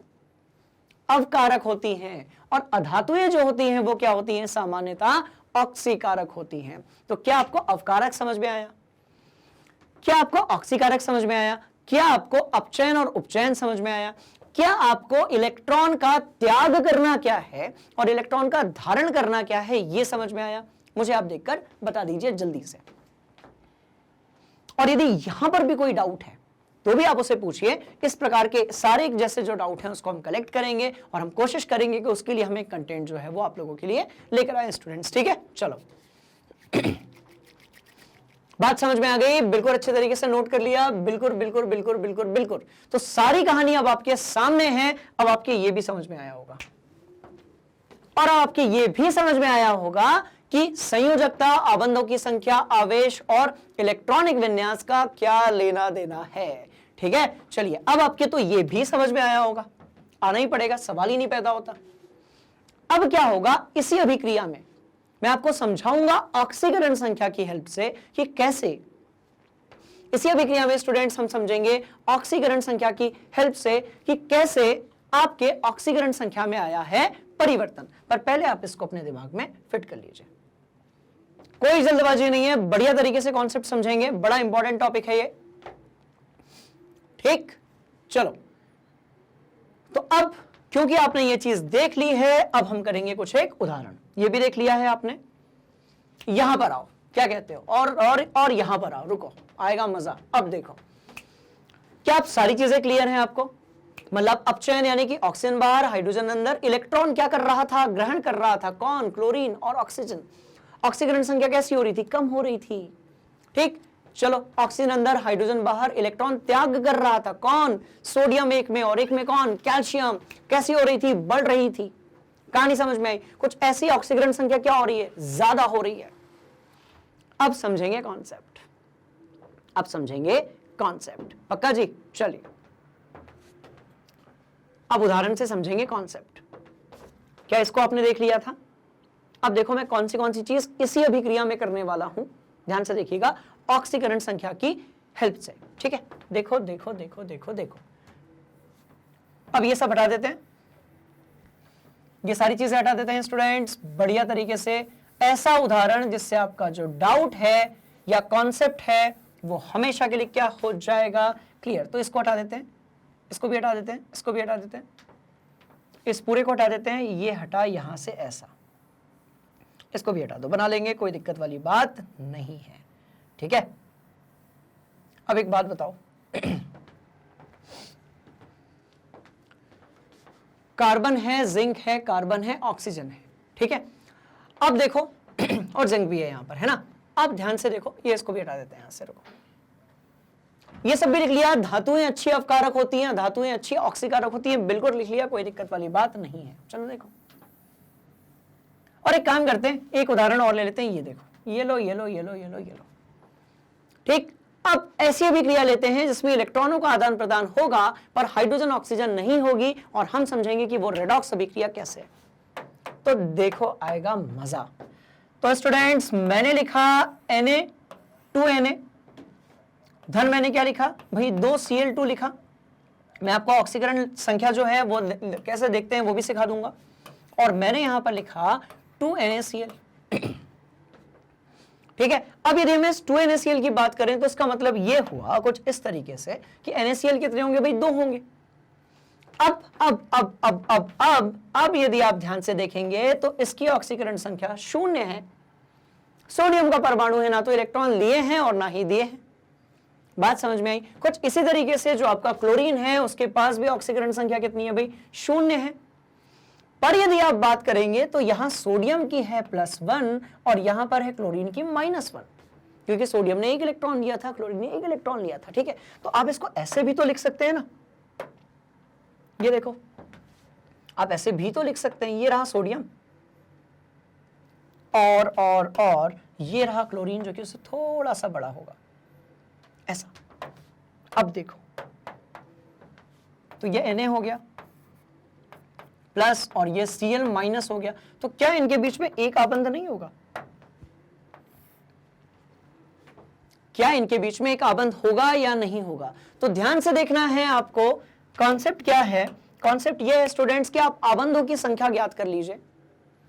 आवेश, संयोजकता, आबंधों की संख्या, इन सबका सीधा सीधा कनेक्शन है ऑक्सीकरण संख्या के साथ में। तो कितने बने आबंध भाई? एक बने। कितने बने? एक बने। अब एक आबंध यदि बना है और ये धातु है, वो धातु है, तो ये सीधी सी बात है कि पॉजिटिव होगा और वो कैसा होगा? नेगेटिव होगा। तो अब ध्यान से देखो, ध्यान से देखो, ध्यान से देखो, ये हुआ और ये हुआ। नीचे बना ले इसको, इसको नीचे बना लेते हैं, रुको, ये वाली चीज आगे समझ में। चलिए इसको बना लेते हैं नीचे, ये लो क्लोरीन, ऐसा दिखेगा उसका अणु और ये हो गया उसका फॉर्मूला। अब क्या हुआ देखो, अब ऑक्सीकरण संख्या जो है वो 0 से कितनी हो गई? +1 हो गई, मतलब बढ़ गई। मतलब ऑक्सीकरण संख्या जो है वो क्या हो गई स्टूडेंट्स? बढ़ गई। बात समझ में आ रही है? पहले इतना नोट करो, आगे बढ़ रहे हैं। तो कर लिया, तो हुआ क्या भाई? देखो 0 से कितनी हो गई भाई? 1 हो गई। ऑक्सीकरण संख्या बढ़ रही है, ऑक्सीकरण संख्या बढ़ रही है, ध्यान से देखो। तो ऑक्सीकरण संख्या बढ़ गई, ऑक्सीकरण संख्या को ON लिख दें। अब ऑक्सीडेशन नंबर क्या हो गया? तो बढ़ गया। ऑक्सीडेशन नंबर यदि बढ़ गया तो क्या होगा? ऑक्सीकरण होगा। बात समझ में आई? तो क्या होगा स्टूडेंट्स? ये होगा आपका ऑक्सीकरण। ऑक्सीकरण का एक नाम और क्या है? तो हम सब जानते हैं, इसका एक नाम और है जिसको हम बोलते हैं उपचयन। तो क्या होगा? उपचयन होगा। इजी या मुश्किल? जल्दी बताइएगा मुझे कमेंट बॉक्स में, ठीक है? चलो चलो चलो चलो चलो आगे बढ़ते हैं। ऑक्सीकरण संख्या कैसी हो गई? तो कम हो गई, तो ऑक्सीडेशन नंबर जो है वो हो गया कम। अब यदि ऑक्सीडेशन नंबर हो गया कम तो इसको हम बोलेंगे क्या? अवकरण। तो इसको हम क्या बोलेंगे? अवकरण। अब जब हम इसको अवकरण बोलेंगे तो इसका हमें दूसरा नाम भी बताना पड़ेगा, जो क्या है? जो है भाई आपका अपचयन। तो ये क्या है स्टूडेंट्स? तो ये है अपचयन। क्या ये बात समझ में आई आपके? अब याद करो, जिसका होता है अवकरण वो होता है ऑक्सीकारक। जिसका होता है अवकरण वो क्या होता है भाई? ऑक्सीकारक। ठीक है, तो ये क्या है? ऑक्सीकारक है। ये क्या है? तो ये है ऑक्सीकारक। रुको रुको रुको रुको रुको रुको रुको, तो ये क्या है? तो हम लिख सकते हैं कि ये है, ये ऑक्सीकारक है। ये कौन सी चीज है? ये है ऑक्सीकारक। क्लियर? यदि ये ऑक्सीकारक है तो सोडियम भी कुछ होगा, तो ये क्या होगा? ये अवकारक है। तो ये हो गया आपका अवकारक। कहानी समझ में आई? तो ऑक्सीकारक क्लियर हो गया, अवकारक क्लियर हो गया, ऑक्सीकरण क्लियर हो गया, अवकरण क्लियर हो गया। तो जिसका क्या हुआ ऑक्सीकरण वो होगा अवकारक, जिसका क्या हुआ अवकरण वो होगा ऑक्सीकारक। कहानी समझ में आ गई? तो इसको कंक्लूड कैसे करेंगे? तो ध्यान से देखिएगा, इसको कंक्लूड करने के लिए मैं कहां जगह है मेरे पास? अब तो समझ में आ गया, जहां जगह है वहां लिखेंगे, कोई दिक्कत वाली बात नहीं है। चलो कंक्लूड ऐसे करेंगे इसको, ध्यान से देखो, ऐसे करेंगे, ऐसे करेंगे और ऐसे भी करेंगे और ऐसे भी करेंगे। बात समझ में आ रही है? ऐसे भी करेंगे, कहां से? यहां से बना देते हैं। अब ध्यान से देखिएगा, जिसका क्या हुआ है भाई? जिसका हुआ है ऑक्सीकरण, जिसका हुआ है ऑक्सीकरण, उसको मैं यहां लिख रहा हूं। यहां Na का क्या हुआ? Na का हुआ है ऑक्सीकरण। क्या हुआ है भाई? तो हुआ है, रुको एक मिनट, ऑक्सीकरण। ऑक्सीकरण, इसका हुआ है ऑक्सीकरण। कुछ इसी तरीके से Cl2 का क्या हुआ है? तो Cl2 का हुआ है अवकरण। Cl2 का क्या हुआ है भाई? अवकरण हुआ है, नहीं हुआ है? बिल्कुल हुआ है। तो इसका क्या हुआ है? अवकरण। अवकरण को और क्या बोलते हैं? तो हम बोलते हैं अपचयन। देखो लिखा होगा यहाँ कहीं पर, ये लिखा हुआ है। और ऑक्सीकरण जिसका हुआ है उसको हम क्या बोलेंगे? तो उपचयन। कुछ समझ में आई कहानी? कितना इजी है ना इस कॉन्सेप्ट को समझ पाना। ठीक है, अच्छा और कुछ चीज हुई है क्या? बिल्कुल हुई है, बिल्कुल हुई है, बिल्कुल हुई है। जो आपका Na था, जो आपका Na था वो क्या था? ऑक्सीकारक। तो वो क्या था भैया? आपका ऑक्सीकारक था। और आपका जो सॉरी ऑक्सीकारक नहीं, अवकारक, अवकारक था। ठीक है, और आपका जो क्लोरीन था वो क्या था भाई? ऑक्सीकारक था। तो ऑक्सीकारक, तो इसको भी अपनी कॉपी में आप नोट कीजिए। अब सारा जो खेल है वो खत्म हो चुका है इस कॉन्सेप्ट से। ठीक है, अब एक अच्छा वाला उदाहरण लेंगे और जो है बढ़िया से एक उदाहरण लेकर चीजों को समझने की कोशिश करेंगे। ठीक है, ऑटोमेटिकली आपको सब कुछ समझ में आ जाएगा और दिमाग में भी फिट हो जाएगा स्टूडेंट्स, है ना। चलो ध्यान से देखो। ठीक है, तो एक उदाहरण ले लेते हैं और ये कर लेते हैं, उदाहरण ले लेते हैं और ये कर लेते हैं। ये उदाहरण लेते हैं और जल्दी जल्दी देख लेते हैं कुछ एक उदाहरण से। तो यदि मैं कह रहा हूं कि मुझे मिल रहा है Ca-O2, ठीक है, तो क्या बनेगा? तो ये बनेगा, आप याद करो। अब मैंने 2 क्यों लगाया आगे?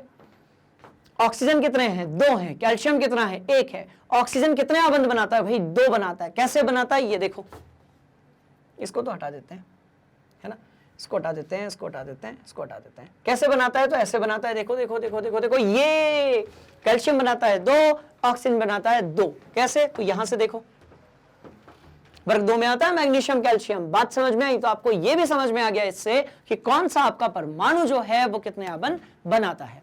बात समझ में आ गई? चलिए, तो कैल्शियम बनाएगा 2, ऑक्सीजन भी बनाएगा 2, मैग्नीशियम 2, पोटेशियम 1, सोडियम 1, हाइड्रोजन 1, है ना। चलो ध्यान से देखो, ध्यान से देखो, ध्यान से देखो स्टूडेंट्स, यहां देखो। तो पहली अभिक्रिया, रुको इसको अच्छे से लिखेंगे, आएगा मजा। ठीक है, ध्यान से देखो। तो एक अभिक्रिया है हमारे पास 2Ca-O2 और हमें क्या मिलेगा? ठीक है, हमें मिलेगा 2CO2, सॉरी 2CaO। तो ये मिल गया हमें चूना। अब इसका हम यदि फॉर्मूला देखेंगे तो कैसा दिखेगा भाई? तो ये दिखेगा कुछ इस तरीके से। ये रहा कैल्शियम, कितने आबंध? 2। कैसे? 2 इलेक्ट्रॉन दिए थे, तो ये हो जाएगा पहला आबंध, दूसरा आबंध और ऑक्सीजन। कितने आबंध बनाए कैल्शियम ने? तो इसने बनाए आपके 2 आबंध, इसलिए लिख दो 2। ऑक्सीजन ने भी बनाए 2, तो इसका ऑक्सीकरण संख्या 1 और प्लस, और इसकी कैसी हो गई? माइनस। तो बताओ कैल्शियम की ऑक्सीकरण संख्या जो थी वो यहां पर कैसी हो गई? इंक्रीज हो गई, और यहां पर कैसी हो गई? डिक्रीज हो गई। अब जब कैल्शियम की ऑक्सीकरण संख्या बढ़ गई तो क्या हुआ? उपचयन। और जब कम हो गई तो क्या हुआ? तो भाई हो गया अपचयन। कुछ समझ में आया? ऑक्सीकरण संख्या के संदर्भ में। अब किसके संदर्भ में समझेंगे? देखो देखो देखो देखो देखो, ठीक है। तो ये जो लिखा है ये किसके संदर्भ में लिखा है? ऑक्सीकरण संख्या के संदर्भ में। किसके संदर्भ में भाई? ऑक्सीकरण संख्या के संदर्भ में। अब ऑक्सीजन के संदर्भ में देखते हैं इसी चीज को। बात समझ में आ रही है? अब हम देखेंगे ऑक्सीजन के संदर्भ में के हिसाब से। अब ऑक्सीजन के हिसाब से देखेंगे तो हम ये देख रहे हैं कि जिसमें क्या जुड़ा? जिसमें क्या जुड़ा? ऑक्सीजन जुड़ गया। अब यदि किसी चीज में ऑक्सीजन ही जुड़ गया तो उसका क्या हुआ? उपचयन हुआ ना। बात समझ में आई? इसलिए सब आपस में क्या कनेक्टेड है? कनेक्टेड है स्टूडेंट्स। मतलब कैल्शियम से ऑक्सीजन जो है वो क्या हो गया? जुड़ गया। मतलब आपका जो कैल्शियम है, कैल्शियम का क्या हुआ भाई? उपचयन हुआ। कैल्शियम से ऑक्सीजन जुड़ गया तो कैल्शियम का क्या हुआ स्टूडेंट्स? उपचयन हुआ। बात समझ में आ गई? तो ऑक्सीकरण संख्या के संदर्भ में देखा, ऑक्सीजन के हिसाब से भी देख लिया। अब इलेक्ट्रॉन के हिसाब से देख लेते हैं। तो ध्यान से देखो, किसके हिसाब से देखेंगे? अब इलेक्ट्रॉन के हिसाब से देख लेते हैं। तो वो उसी में आ गया, बट फिर भी इलेक्ट्रॉन के हिसाब से तो इलेक्ट्रॉन के हिसाब से कैसे होगा, कैसे होगा, कैसे होगा? तो कैल्शियम ने इलेक्ट्रॉन दिए, कैल्शियम ने 2 इलेक्ट्रॉन का क्या किया? त्याग किया। धातुएं इलेक्ट्रॉन का क्या करती हैं? त्याग करती हैं। और ऑक्सीजन ने 2 इलेक्ट्रॉन ले लिए। तो जिसने इलेक्ट्रॉन का त्याग किया उसका क्या हुआ? उसका हुआ आपका उपचयन, और जिसने धारण किया उसका हुआ अपचयन। तो स्टूडेंट्स, अब आपको कहानी समझ में आई होगी कि आपका जो उपचयन होता है और अपचयन होता है उसका लेना देना सिर्फ ऑक्सीजन या हाइड्रोजन से नहीं होता है। वो पूरा का पूरा जो कॉन्सेप्ट है वो इन सभी संदर्भों में फिट बैठना चाहिए। क्लियर? ध्यान से देखिए। मजेदार? हाँ या ना? मुझे बताइएगा स्टूडेंट्स कमेंट बॉक्स में, ठीक है? अब देखो, तो क्या ऑक्सीकरण संख्या के संदर्भ में अब समझ में आ जाएगा? बोलिए यस सर। क्या इलेक्ट्रॉन के संदर्भ में भी आ जाएगा? बिल्कुल। जिसने त्याग किए उसका उपचयन, जिसने धारण किए उसका अपचयन। कुछ इसी तरीके से जिसने ऑक्सीजन को ले लिया उसका क्या हुआ? उपचयन हुआ। कहानी समझ में आई? तो ये एक प्रकार की रेडॉक्स अभिक्रिया थी। सभी तरीके से हमने इसको देख लिया है। फिर भी यदि आपको कोई डाउट है आप कमेंट बॉक्स में पुट कर दीजिए। क्लियर? चलो स्क्रीनशॉट ले लो। अब 1 बाय 1 आपके सारे कॉन्सेप्ट जो हैं वो समझ में आएंगे और दिमाग में फिट भी होंगे। क्या कहते हो? कुछ और उदाहरण ले लें? बिल्कुल लेते हैं। अच्छा एक बात बताओ, जिसका उपचयन हुआ है वो क्या होगा? अवकारक होगा, और जिसका अपचयन हुआ है वो क्या होगा? ऑक्सीकारक होगा। बात समझ में आ रही है? तो देखो, एक अधातु है ऑक्सीकारक होती है, धातुएं हैं अवकारक होती हैं। दिमाग में फिट हुआ या फिर नहीं हुआ मुझे बताइएगा, ठीक है? कुछ उदाहरण लेंगे बढ़िया वाले। देखो, अब मैं लिख रहा हूं एक अभिक्रिया जिसमें कहा जा रहा है कि जो मैग्नीशियम है वो दे रहा है 2 इलेक्ट्रॉन अपना अष्टक पूरा करने के लिए। तो एक अभिक्रिया ये है, इसके बाद वाली अभिक्रिया ये है। ध्यान से देखिएगा, H2 और Cl2 जो है ये बना रही है 2HCl। एक अभिक्रिया और है जिसमें क्या हो रहा है? जिसमें आपका जो ऑक्सीजन हो गया था, जिसमें आपका जो ऑक्सीजन है वो 2 इलेक्ट्रॉन धारण कर रहा है। एक और अभिक्रिया लेंगे, बिल्कुल लेंगे। चौथे नंबर की अभिक्रिया ऊपर लिख देते हैं। कौन सी भाई? हाँ, तो ध्यान से देखो, Cu, देखो Fe प्लस CuSO4 और यह अभिक्रिया दे रही है FeSO4 धन कितना? Cu। अब आप किसी भी अभिक्रिया को यदि देखेंगे, भले ही वो संयोजन हो, वियोजन हो, विस्थापन हो या द्विविस्थापन हो, आपके ये समझ में आएगा कि वहां पर जो है अपचयन और उपचयन हुआ है, या तो दोनों हुए हैं, तो उसको हम रेडॉक्स अभिक्रिया बोलेंगे। अब एक बात बताओ, ऑक्सीकरण संख्या यहां कितनी है भाई? इसकी 0 है।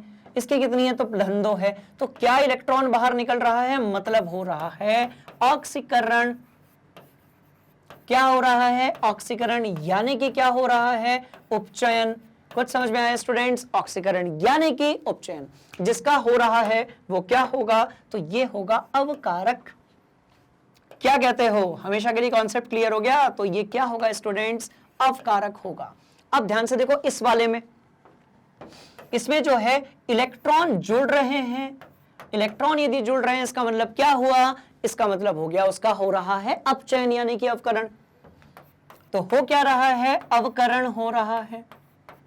अब ये जो अवकरण होता है इसको हम और क्या कहते हैं? अपचयन कहते हैं।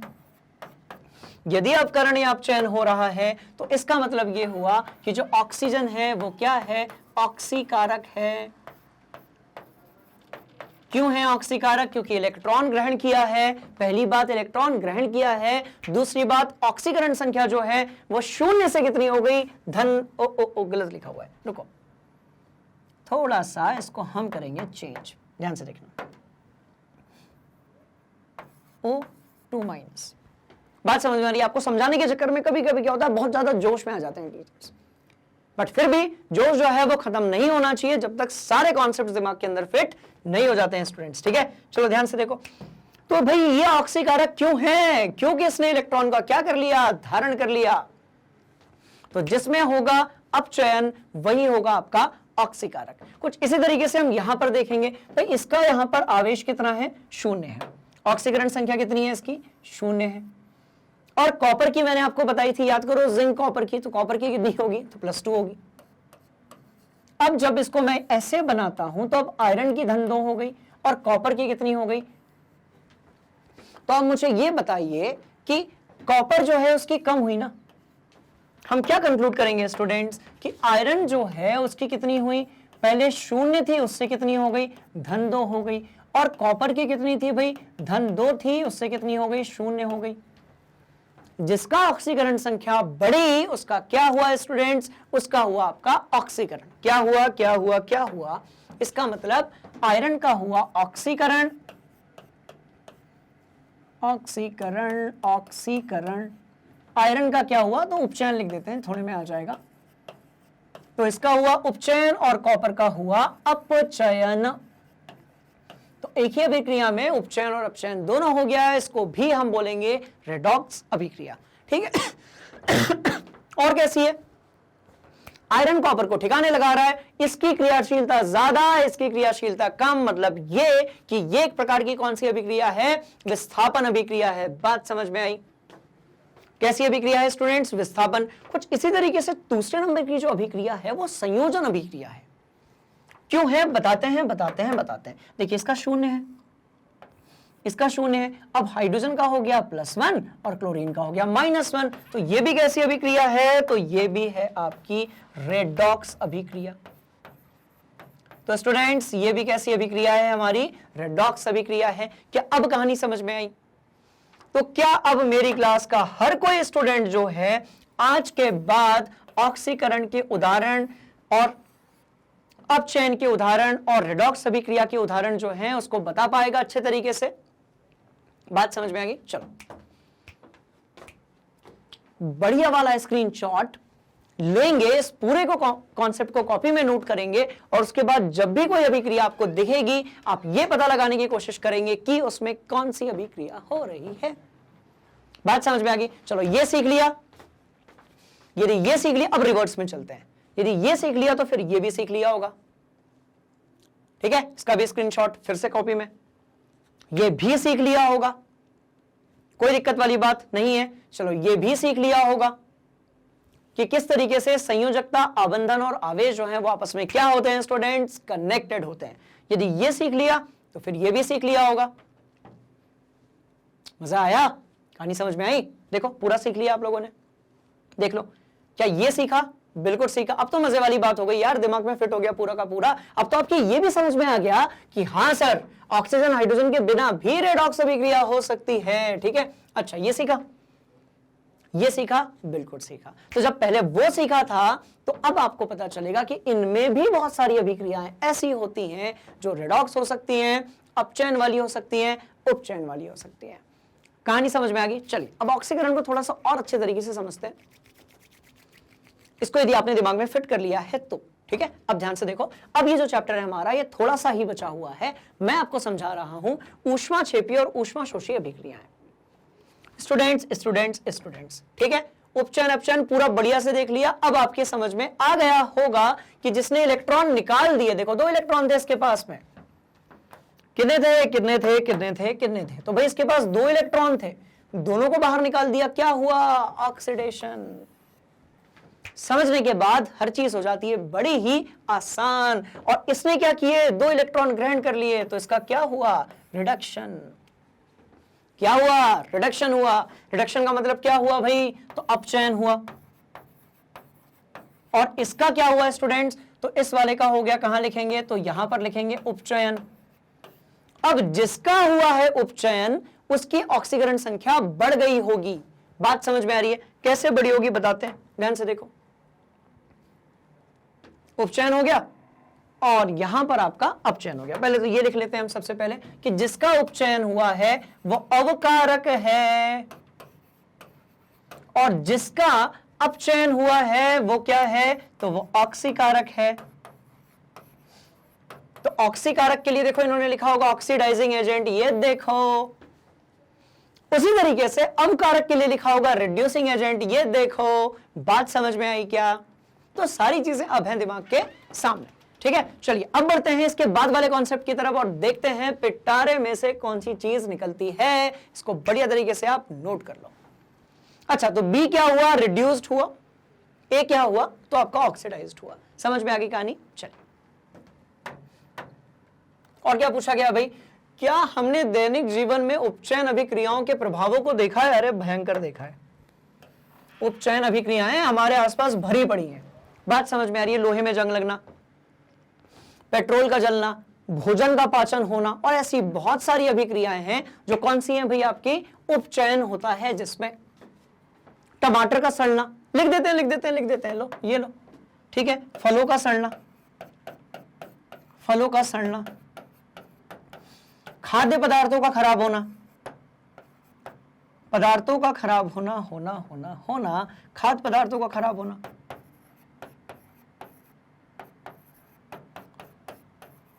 खाद्य पदार्थों का क्या होना भाई? तो खराब होना है स्टूडेंट्स, ठीक है। और क्या? चांदी जो है, चांदी में कालापन, श्वसन,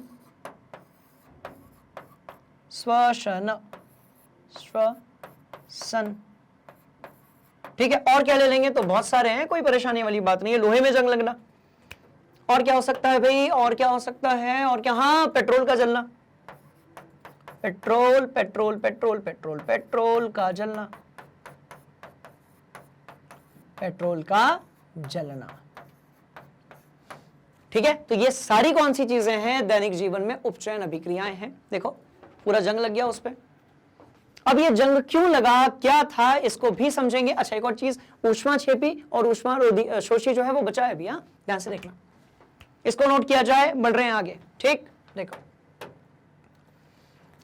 तो जंग लगने वाली बात की थी, यहां पर जंग लगा था, इधर पे भी वही कहानी है। बट आपको क्या लगता है, इस तरफ जंग लगा है और उधर क्यों नहीं लगा है? इसको समझने के लिए हम एक टॉपिक की तरफ चलते हैं, जिसको हम बोलते हैं स्टूडेंट संचारण। बात समझ में आ रही है? संचारण क्या चीज है ये समझते हैं। देखो देखो देखो देखो देखो, आपका जो संचारण है वो क्या होता है? जो धातुएं होती हैं, बहुत सारे तत्व होते हैं, वो किसके चक्कर में आ जाते हैं? अम्ल, वायु मतलब उसके अंदर के ऑक्सीजन की बात कर रहा हूं मैं, ठीक है, और रसायन और जलवाष्प। ध्यान से देखिएगा, ठीक है। धातुएं ऊपर लिख देते हैं हम लोग, धातुएं से अभिक्रिया कर, धातुएं इससे अभिक्रिया कर क्या होती हैं? संक्षारित होती हैं। क्या हो जाती हैं भाई? संक्षारित हो जाती है, संक्षारित हो जाती है। और उनकी जो कठोरता है वो क्या हो जाती है? वो कम हो जाती है। और उनके ऊपर जो है, जिसके साथ भी वो संक्षारित होगी, एक ऑक्साइड की परत बन जाती है। तो कैसी परत बन जाती है स्टूडेंट्स? तो ध्यान से देखो, ये देखो परत बनी हुई है, इसके ऊपर ये पूरी ऐसी परत बनी हुई है। बात समझ में आ रही है? क्या बनी हुई है? परत किसकी? तो भाई परत बनी हुई है ऑक्साइड की। बात समझ में आई?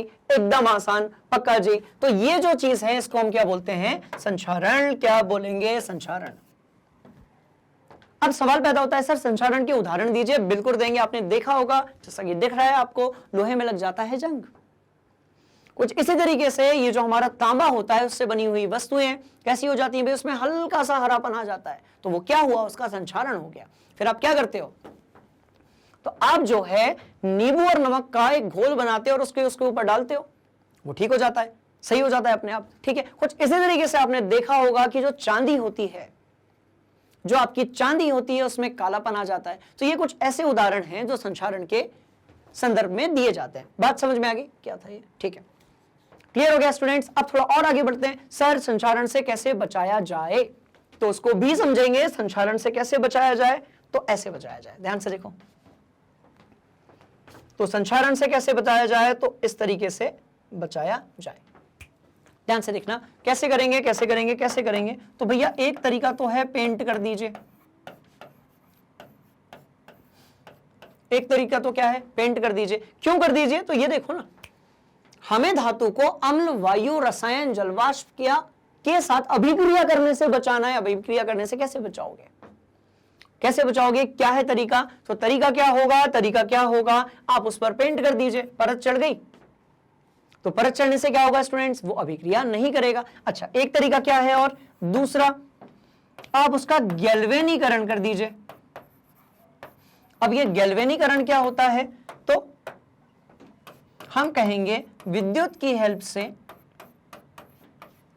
विद्युत की मदद से जस्ते की परत चढ़ा दीजिए। जिंक यानी कि जस्ते की परत चढ़ा दीजिए।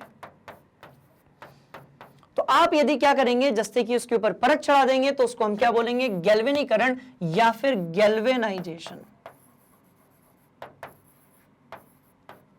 तो वो हो जाएगा गैल्वेनीकरण या फिर स्टूडेंट्स क्या हो जाएगा, गैल्वेनाइजेशन। क्या होगा उसका भी एग्जांपल देता हूं, ध्यान से देखो, ध्यान से देखो, ध्यान से देखो। ये देखो आपके पास जो है यहां पर एक लोहे की छड़ है। अब लोहे की छड़ यदि वातावरण में लगी होगी, रखी होगी, तो वायु और जलवाष्प के संपर्क में आने से क्या होगा भाई, उसमें हो जाएगा आपका संक्षारण, जिसको हम बोलते हैं जंग लगना।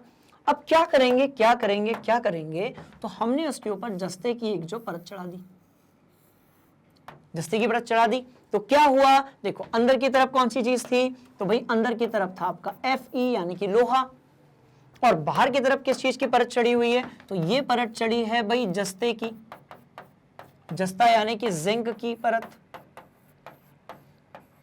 तो देखो हुआ क्या है स्टूडेंट्स, ध्यान से देखना, हुआ क्या। अब जस्ते की जब इसके ऊपर परत चढ़ा दी गई तो इससे क्या हुआ कि जस्ता जो है वो ये नहीं करने देगा, जस्ता जो है वो ये नहीं करने देगा। बात समझ में आ गई। तो जब जस्ता उसको कनेक्ट ही नहीं होने देगा तो उसके ऊपर संक्षारण नहीं होगा या फिर कम होगा। बात समझ में आ रही है। तो देखो क्या हुआ, गैल्वेनाइजेशन हुआ, किसका हुआ, आयरन का हुआ। शॉर्ट में क्या बोलेंगे इसको हम, यहां से हमने उठाया G, यहां से उठाया I, और हमने बोला गैल्वेनाइज्ड आयरन। क्या बोला हमने, हमने कहा गैल्वेनाइज्ड आयरन। ठीक है, नोट कर लीजिए इतना। ठीक है, तो हमने क्या कहा स्टूडेंट्स, हमने कहा गैल्वेनाइज्ड आयरन। और आपको यदि याद हो तो आपने सुना होगा GI तार, जिससे हम बहुत सारी चीजों को बांधने में उपयोग करते हैं। तो GI तार क्या है, गैल्वेनाइज्ड आयरन का तार है। मतलब आपका जो क्या है भाई, आपका जो लोहा है उसके ऊपर आपने किसकी परत चढ़ा दी है, जिंक की परत चढ़ा दी है। बात समझ में आ रही, तो वो हो गया आपका गैल्वेनाइजेशन। क्लियर। तो GI तार जो है वो लोहे का ही रहता है, पर ऊपर से वो वैसा इसलिए दिखता है स्टूडेंट्स क्योंकि उसके ऊपर है जिंक की परत। अब मैं दे रहा हूं इसका उदाहरण, पर पहले आप इसको अपनी कॉपी में नोट करो। कर लिया। अब देखते हैं कि यदि गैल्वेनाइजेशन हुआ है तो क्या होगा और नहीं हुआ है तो क्या होगा। ध्यान से देखो, ध्यान से देखो, ध्यान से देखो, ये देखो। अब देखो, अब आएगा खेल समझ में, इसको ऐसे कर लेते हैं।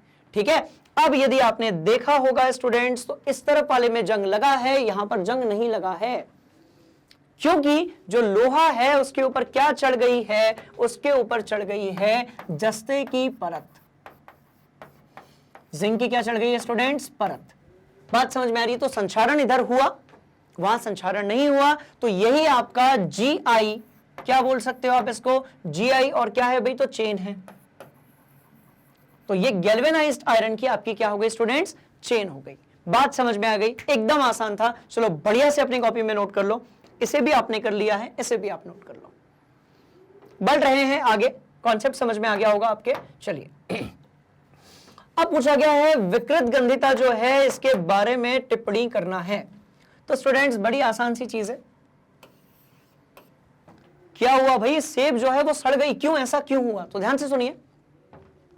जो खाद्य पदार्थ होते हैं वो जब ऑक्सीजन के साथ अभिक्रिया करते हैं तो उनमें हो जाता है उपचयन।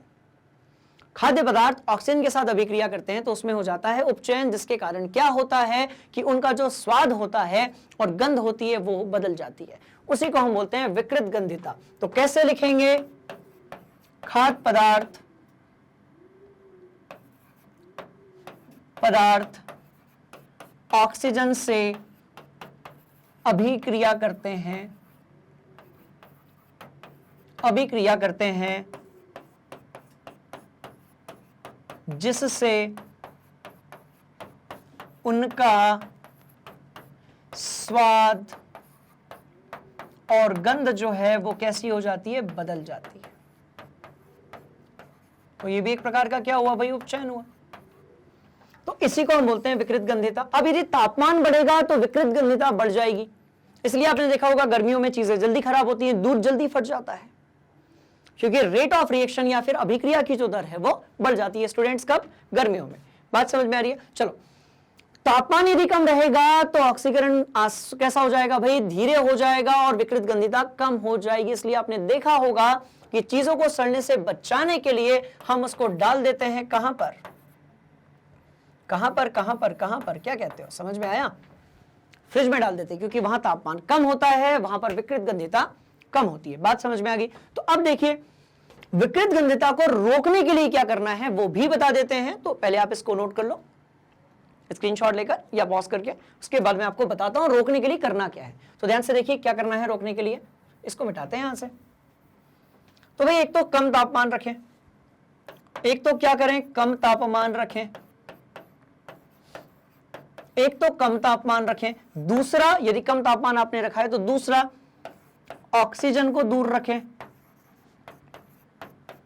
तो जिस तरीके से हमारे लिए ऑक्सीजन बहुत ज्यादा जरूरी है, इनके लिए ऑक्सीजन जरूरी नहीं है। यदि ऑक्सीजन नहीं होगी तो इसमें विकृत गंधिता नहीं आएगी। तो कम तापमान करने के लिए क्या करेंगे भाई, तो आप फ्रिज यूज करेंगे। और ऑक्सीजन को दूर कैसे रखें, तो बीच में